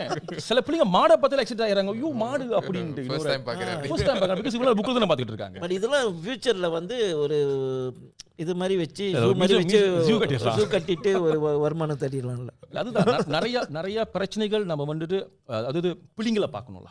ஓகே, பிள்ளைங்களை பார்க்கணும், அதுக்கு தகுந்த மாதிரி போகணும். இப்போ ஒன்னொன்று என்னன்னாக்கா, ஒரு கிளாஸ்ல 2 டீச்சர் சொல்லி கொடுக்க போறாங்களாம் அடுத்த வருஷத்துலேருந்து. அது எனக்கு புரியவே இல்லை. சயின்ஸ் வாத்தியாரும் மியூசிக் வாத்தியாரும் ஒரு கிளாஸ்ல இருப்பாங்க போல. இல்லை, டீச்சருக்கே பத்தல, டீச்சருங்க பத்தல, கிளாஸ் ரூம் பத்தலன்னு சொல்றாங்க. இல்லை அருள் அதையும் சொல்லிட்டாங்க, ஒருவேளை டீச்சர்னா ஒரு ஆள் கான்டாக்ட் பண்ணுவாங்க, ஆனால் 2 டீச்சர் வைக்கிறாங்க. எப்படி அது சிலபஸ் ஓட்ட போறாங்க? ஸோ எனக்கு புரியல. இன்னொரு ரைட். ஸோ ஒன்றும் லைக் பிள்ளைங்களை ஒன்றும் பேர்டனாக ஆக்கிற மாதிரி தான் இருக்குது, ஒன்றும் ஸ்ட்ரெஸ்க்கு கொண்டு போகிற மாதிரி இருக்குது பார்க்குறதுக்கு. இதனால தான் என்னமோ வந்து ஃபட்லீனா வந்து ரொம்ப அன்பாப்புலரான மினிஸ்டராக பார்க்குறாங்கன்னு நினைக்கிறேன். அவங்க வந்துட்டு என்னமோ செய்கிறாங்க, ஆனால் வந்து என்ன பண்ணுறாங்கன்னு தெரிய மாட்டேங்குது. மக்களுக்கு வந்து நிறைய கேள்விகள் இருக்கலாம். ஸோ நம்மளுக்கு அங்கேருந்து ரொம்ப குயிக்காக வந்துட்டு அசாம்பாக்கி டச் பண்ணிடலாம். அசாம்பாக்கி வந்து நம்மளுடைய எஸ்பிஆர்எம்முடைய கத்துவா புசுருஜய், அவர் தான் வந்து லீடர் எஸ்பிஆர்எம்ல. ஆனால் அவரே வந்து ஊழல் குற்றச்சாட்டில் வந்து மாட்டுறாரு. அந்த குற்றச்சாட்டு வந்துட்டு மலேசியாவில் இல்லை, ப்ளூம்பர்க் இன்டர்நேஷ்னல் மீடியாவில் வந்து ப்ளூம்பர்க்லேருந்து விஷயத்த சொல்கிறாங்க, இந்த மாதிரி நடக்குது அப்படின்னு. சரி, இது வந்துட்டு ஆக்சுவலி 2 விஷயம் இருக்குது. ஒன்று, அவர் வந்து சாம் விளையாடுறத ஒரு விஷயம் இருக்குது. இன்னொன்று என்ன சொல்கிறாங்க, கார்ப்பரேட் மாஃபியான்னு ஒரு குரூப் இருக்குது. அவங்க வந்துட்டு இந்த எஸ்பிஆர்எம் வந்துட்டு இவங்களுக்கு ஹெல்ப் பண்ணுறாங்க. கார்ப்பரேட் மாஃபியா வந்துட்டு ஒரு சில கம்பெனி வந்து டேக் ஓவர் பண்ணுறதுக்கு அப்படி இப்படின்னு. ஸோ என்ன தான் நடக்குது, நிறைய பேர் வந்து ப்ரொடெஸ்ட் பண்ணிட்டு இருக்காங்க. ரஃபீசி வெளியே வராரு, இதான் சான்ஸ்ன்னு சொல்லிட்டு அவர் ஒரு சண்டையை போடுறாரு பிகேஆருக்குள்ளேயே. ஸோ எஸ்பிஆர்எம் வந்து இப்படி காலமாக சுத்தமாக தான் இருக்கா, இல்லை இந்த மாதிரி ஆளுங்க தான் வந்துட்டு போயிட்டு இருக்காங்களா? முந்தி காலத்தில் வந்து ஏசிஏன்னு கூப்பிடுவாங்க, ஆன்டி கரப்ஷன் ஏஜென்சின்ட்டு. ஓகே, அப்போ வந்து அதுக்கு பல்லு இல்லை, இது இல்லை, அது இல்லைன்னு சொல்லிட்டு அதை வந்து ரொம்ப பவர்ஃபுல் ஆக்கணும். ஏன்னா இப்போ வந்து பார்த்திங்கன்னா மலேசியாவிலே வந்து போலீஸ்க்கு அடுத்தது வந்து ரொம்ப பவர்ஃபுல்லான உள்ளது எஸ்பிஆர்எம். ஏன்னா அவங்க போயிட்டு பிடிப்பட முடியும், சொந்த லொக்காப் வச்சுருப்பாங்க, ஐஓ வச்சுருப்பாங்க, இன்வெஸ்டிகேஷன் ஆஃபீஸர்ஸ் வச்சுருப்பாங்க. அந்த கோர்ட்டில் நிப்பாட்டது ஒண்டி தான் அவங்க ஏஜிகிட்ட வந்து கையில் பெர்மிஷன் கேட்பாங்க, ஏஜி ஓகேன்னு சொல்லுவாங்க. ஸோ மலேசியாவில் ஏஜி யார் பிளே பண்ணுறா? பிரதமர். இப்போ வந்து இதை வந்து அன்வர் வந்து ஆரம்பத்தில் வந்து ஏசிஏ வந்து எஸ்பிஆர்எம் மாற்றினதே அன்வருக்கு ஒரு பெரிய காரணம் இருக்குது. அவர் முந்தி மகாதீர் பிரதமராக இருக்கும் போதே அவர் செய்யறதுனால தான் அவர் வேலை அவ்வளோ தூக்கிட்டாங்க அந்த டைமில், ரெஃபார்மசி டைமில். ஸோ இன்னைக்கு வந்துட்டு எஸ்பிஆர்எம் வந்து பவர், எந்த பிரதமர் வந்துக்கிட்டு பிரதமராக இருக்கிறாரோ, உதாரணத்துக்கு சைட் சாடிக்கு அவர் ஏன் பிடிப்படுறாரு, முய்தீன் யாசின் கூட சண்டை போட்டு வெளியாகணுன்னே அவர் மேலே கேஸ் போட்டுட்டாங்க எஸ்பிஆர்எம். ஸோ எந்த பிரதமர் இருந்தாக்க எஸ்பிஆர்எம்மை பயன்படுத்தி எதிரி அடிக்கிறாங்க. ஸோ அது ஒரு பெரிய இஷ்யூ ஓடிட்டு இருக்கு. ஆனால் இப்போ இந்த ப்ளூம்பர்க் அப்போ அது செய்யறதுக்கு வந்து ஒரு ஆள் வேணும், ஒரு பக்துருட் வேணும். அதுதான் அசாம்பாக்கி. ஸோ அசாம்பாக்கி வந்துக்கிட்டு அன்வார் எதிர்ப்பு தெரிய வச்சாலும் இவன் மேலே இன்றைக்கி வந்துட்டு அசாம்பாக்கிக்கு வந்து ஃபுல் ஆதரவு கொடுக்குறாரு. அன்வார் என்ன சொல்கிறாருன்னா, ரொம்ப தைரியமான உள்ளவங்க, இவங்க மாதிரி யாருமே இல்லை, சண்டை கொடுக்குறாரு அப்படி இப்படின்னு சொல்லும் போது அசாம்பாக்கி. ஸோ இப்போ எதிர்கட்சியெலாம் என்ன பார்க்குறானுங்க, இவன் வெளியே ஆகணும், ஆனால் இவன் இருக்கிறது வைக்கும். ஸோ இது ஒரு சூழ்நிலையில் வந்துட்டு இப்போ வந்து இந்த ப்ளூம்பர்க் இந்த இது கொண்டுட்டு வந்துட்டு எல்லாத்துக்கும் ஒரு நல்ல சந்தர்ப்பமாக இருக்கு. ஆனால் முய்தீன் யாசின் ஆட்சியில் இருக்கும் போது அவனுக்கு எஸ்பிஆர்எம் பிரச்சனை இல்லை, அவனுக்கு இஸ்மாயில் சப்ரி ஆட்சியில் இருக்கும்போது அவனுக்கு எஸ்பிஆர்எம் பிரச்சனை இல்லை. ஸோ அன்வார் பிரச்சனை, இப்போ இவனுங்களுக்கு பிரச்சனை. ஸோ நம்மளுக்கு வந்துட்டு எஸ்பிஆர்எம் எப்போதுமே பிரச்சனை தான். எப்போ வந்து அவனுங்களுக்கு வந்து அந்த பவர் வந்துட்டு அதிகமான பவர் கொடுத்ததுனால இப்போ எஸ்பிஆர்எம்ஐ யார் சியாசட் பண்ணுவா, இப்போ தான் இதுதான் இந்த கேள்வி. ஸோ அந்த காலத்தில் வந்துக்கிட்டு லிம்கிட்ஸ் அங்கே வந்துக்கிட்டு ராயல் கமிஷன் மினிஸ்டர் சொல்லுவாங்க, என்ன பிரச்சனைனாலும் போமோ ராயல் கமிஷன் சொல்லிடுவார். இன்றைக்கி வந்துட்டு அதே அரசாங்கம் வந்துட்டு 3 பேரை வச்சுருக்காங்க, ஏஜி, வேறு யார், சொலிசிட்டர் ஜெனரல், அந்த 3 பங்காராவை வச்சு இதை விசாரணை, அந்த கவர்மெண்ட் ஸ்டேட் செக்ரட்டரி கத்தோ சத்யோசன் நகர், இந்த 3 பேரை வச்சு எல்லாமே கவர்மெண்ட் அப்பாயிண்டட். ஆமாம், 3 பேருமே பிரதமர் அப்பாயிண்டட். அண்ட் இவங்களுக்கு பல்லே இல்லை, சரியா? இவனுங்களை வச்சு ஒரு படம் காட்டுறானுங்க நம்மளுக்கு. ஸோ அதனால தான் இப்போ வந்துக்கிட்டு இப்போ இந்த வெள்ளிக்கிழமை கேபினெட் மீட்டிங்கில் வந்து நம்ம டிஐபி வந்துக்கிட்டு எதிர்கட்சியில் இருக்கிற மாதிரி பேசிக்கிட்டு இருக்கிறானுங்க, நாங்கள் வந்துக்கிட்டு கேபினெட்டில் கொண்டுட்டு வருவோன்ட்டு. இதுக்கு முன்னால் வந்து ஃபாமி ஃபஜல் என்ன சொன்னாங்கன்னா, இதை ஃபார்ம் பண்ணும்போது அவர் லீவுக்கு போவது வந்து இவங்கெல்லாம் ஒத்துக்கிட்டாங்கண்டு, லீவுக்கு போக தேவையில்லைண்டு. இப்போ நம்மளாம் சொல்கிறோம் லீவுக்கு போனோம், விசாரணை எப்படி நடத்துது அவர் மேலே, அவர் தான் டப்பாக இருந்தார்னா. ஆனால் அப்போ கேபினெட்டில் யார் இருந்தா, ஆந்தனி லூக்கும் தானே கேபினெட்டில் இருந்தாங்க, கோபிந்த் சிங்கும் தானே கேபினெட்டில் இருந்தாங்க. அப்போ அவங்களாம் அதெல்லாம் ஆதரிக்கலாம். ஸோ இதில் வந்துக்கிட்டு இப்போ எல்லாரும் துப்பது ஆரம்பித்ததுனால இவனுங்களும் ஒரு பொலிட்டிக்கல் ஸ்டாண்ட் பண்ணிட்டு இருக்கிறாங்க. நம்ம வந்து எப்போதும் போல் நம்ம வந்து கரெக்டான சைடில் தான் இருக்கோம். நம்ம வந்துட்டு இந்த அசாம் பக்கியை எதிர்த்து ஏற்கனவே 2022 வந்துட்டு 2023 வந்து மக்கள் ரோட்டில் இறங்கும் போதும் நம்ம அங்கே இருந்தோம். ஆமாம், இப்பயும் வந்து நம்ம அங்கே இருக்கோம். நம்மளை பொறுத்த வரைக்கும் வந்து அசாம் பக்கி வந்து ரொம்ப நாளாக இருக்கார். அவர் வந்து அவர் எப்பயோ வெளியாக இருக்க வேண்டியது, அவர் இப்பயும் வெளியாகணும் தான் நம்ம வந்து நம்மளுடைய ஒப்பீனியனாக இருக்குது. அந்த எப்போ வந்து அவங்க அதை பயன்படுத்துகிறாங்கன்னு பொறுத்திருக்கு. ஸோ அசாம் பக்கி வந்துக்கிட்டு இஸ்மாயில் சப்ரி பிரதமராக இருக்கும் போது ஒன்றுமே நடக்கலை. அவர் வந்து பிரதமராக வெளியாகிட்டேனே ஒரு வீட்டில் வந்து இவ்வளோ பணம் கண்டுபிடிச்சிட்டாங்க பண்ணாங்க. ஆனால் இன்றைக்கி சார்ஜ் பண்ணாங்களா இஸ்மாயில் சப்ரியா? இல்லையே. ஏன்னா இஸ்மாயில் சப்ரி ஒரு ஸ்டேட்மெண்ட் விட்டார், இதுக்கு மேலே நான் வந்து பிரதமராக இருக்குது, எனக்கு அந்த நோக்கம்லாம் இல்லைலாம் சொல்லிட்டேனே அந்த முடிஞ்சிருச்சு. ஸோ இது வந்து பொலிட்டிக்கல் பெர்சிக்யூஷன் இல்லை அருள். நீங்கள் பார்த்தீங்கன்னா நினைக்கிறேன் உலக அளவில் இந்த எஸ்பிஆர் மாதிரி இருக்கிற மற்ற நாட்டிலையும் ஐ திங்க் அவ்வளோதான். இது வந்து ஒரு கவர்மெண்ட் ஒரு டூலாக தான் இருக்குது பார்க்குறதுக்கு. கரண்ட் கவர்மெண்ட் இருக்கும் போது மற்றவங்களை எப்படி லெட்ஸே அவங்க வந்துட்டு இவங்க வந்துட்டாங்கனாக்கா ஓகே எல்லாமே முடிஞ்சு அங்கே சால்வ் ஆகிடுது. இல்லை இங்கேருந்து அங்கே வெளியாகிட்டாங்கன்னா உடனே அவனை அட்டாக் பண்ணுறது. இன்னும் இது வந்து ஒரு கருவியாக தான் பயன்படுத்திக்கிட்டு இருக்காங்க. ஒரு உண்மையாக எஸ்பிஆர் அப்படின்னு நடக்குதானாக்கா அது ஒரு மிகப்பெரிய கேள்விக்குறி தான் அது. ஆமாம் இல்லையா? ஸோ வேறு பிரதமர் வந்துட்டு வேறு தூள்பா வச்சுருப்பாங்க. அந்த காலத்தில் வந்து ஐஎஸ்ஏ வந்து பார்ப்பாங்க, ஹோம் மினிஸ்ட்ரி. ஆமாம். அப்போ அந்த காலத்தில் யார் ஹோம் மினிஸ்டர் இருந்தாக்கா அதை பயன்படுத்திட்டு ஐஎஸ்ஏ பயன்படுத்தி எதிரிங்களை அட்டாக் பண்ணிட்டு இருந்தாங்க. இந்த காலகட்டத்தில் எஸ்பிஆர்எம் வைக்கிறாங்க. வேறு டூல்ஸ் வச்சுட்டு எதிரி ஒப்போசிஷனை வந்து அடிக்கிறதுக்கு தான். ஒப்போசிஷன் அடிக்கிறது இல்லை அவங்க சொந்த மெம்பரே வெளியாகாமல் இருக்க மிரட்டுறது கூட இருக்கலாம்ல. ஆமாம், என்னென்னமோ காரணத்துக்காக அவங்க வந்துட்டு இது வச்சுக்கிறாங்க. இப்போ ரஃபிசி மாட்டி முடிச்சிட்டு இருக்காருல்ல. ஆமாம், சுவாரஸ்யமான ஒரு சாப்டராக இருக்குது. இல்லை இப்போ ரஃபிசி வந்துட்டு கொண்டுட்டு போயிட்டீங்கன்னா அவர் மேலே ஒரு போலீஸ் ரிப்போர்ட் பண்ணிட்டு. Okay so alright. ஓகே, நம்ம வந்து கவர் பண்ண வேண்டியதெல்லாம் நம்ம வந்து இது இன்டர்நேஷ்னல். ஓகே, இன்டர்நேஷ்னல் இஷ்யூ வந்துட்டு இப்போ வந்து ஈரான் தான் வந்து ரொம்ப சூடாக ஒரு விஷயம் போயிட்டுருக்கு. ஈரானும் கியூபாவும் நான் வந்து ரொம்ப குயிக்காக வந்து ரேப் பண்ணிடுறேன். ஈரானில் வந்துட்டு இப்போ ஈரானுக்கும் யூஎஸ்க்கும் எப்போதும் போல் அந்த பிரச்சனை வந்து இப்போ வந்து ரொம்ப பீக்கில் ஓடிக்கிட்டு இருக்கலாம். ஈரானில் வந்துட்டு மக்கள் ரெண்டு பக்கமாக பிரிஞ்சிருக்காங்க. ஒன்று வந்துட்டு இந்த அரசாங்கத்தை கவுக்கணும்னு ஒரு குரூப் இருக்குது, இந்த அரசாங்கத்தை ஆதரித்து பேசணும், இல்லை என்ன இருந்தாலும் இது எங்களுடைய உள்ளூர் பிரச்சனை, வெளியூருக்காரங்களாம் வந்து வராதிங்க அப்படின்னு பேசுகிற ஒரு குரூப்பும் இருக்குது. ஸோ இந்த அரசாங்கத்தை கவுக்கணும். ஏன்னா இந்த அரசாங்கம் வந்துட்டு ஈரான் அரசாங்கம் வந்து தொடர்ந்து இந்த பாலஸ்தீன் வந்து சப்போர்ட் பண்ணுறதும் அவங்க வந்துட்டு நியூக்ளியர் வெப்பனை வச்சுருக்கிறதும் வந்துட்டு அமெரிக்காவுக்கு வந்து ஒரு த்ரெட்டாக வந்து அவங்க ஃபீல் பண்ணுறாங்க. ஸோ வந்து அதை தொடர்ந்து அவங்க இருக்கக்கூடாதுன்னு சொல்லிட்டு என்னென்னமோ ட்ரை பண்ணிட்டு இருக்காங்க. அதே டைமில் வந்துட்டு கியூபாவையும் வந்து அட்டாக் பண்ணிட்டு இருக்காங்க. கியூபாவில் வந்துட்டு எண்ணெய் வராமல் தடுக்கிறது. எண்ணெய் இல்லாத ஒரு கண்ட்ரி வந்துட்டு என்ன ஆகும்னா எல்லாமே விழுந்துடும். எலக்ட்ரிசிட்டி இருக்காது, ஃபுட் ப்ரொடியூஸ் பண்ண முடியாது, ஃபர்டிலைசர் இருக்காது, டிரான்ஸ்போர்ட் இருக்காது, மெடிக்கல் சப்ளை இருக்காது. ஸோ நாடு வந்துட்டு ஆக்சுவலி ரொம்ப மோசமான நிலைமையில் இருக்குது.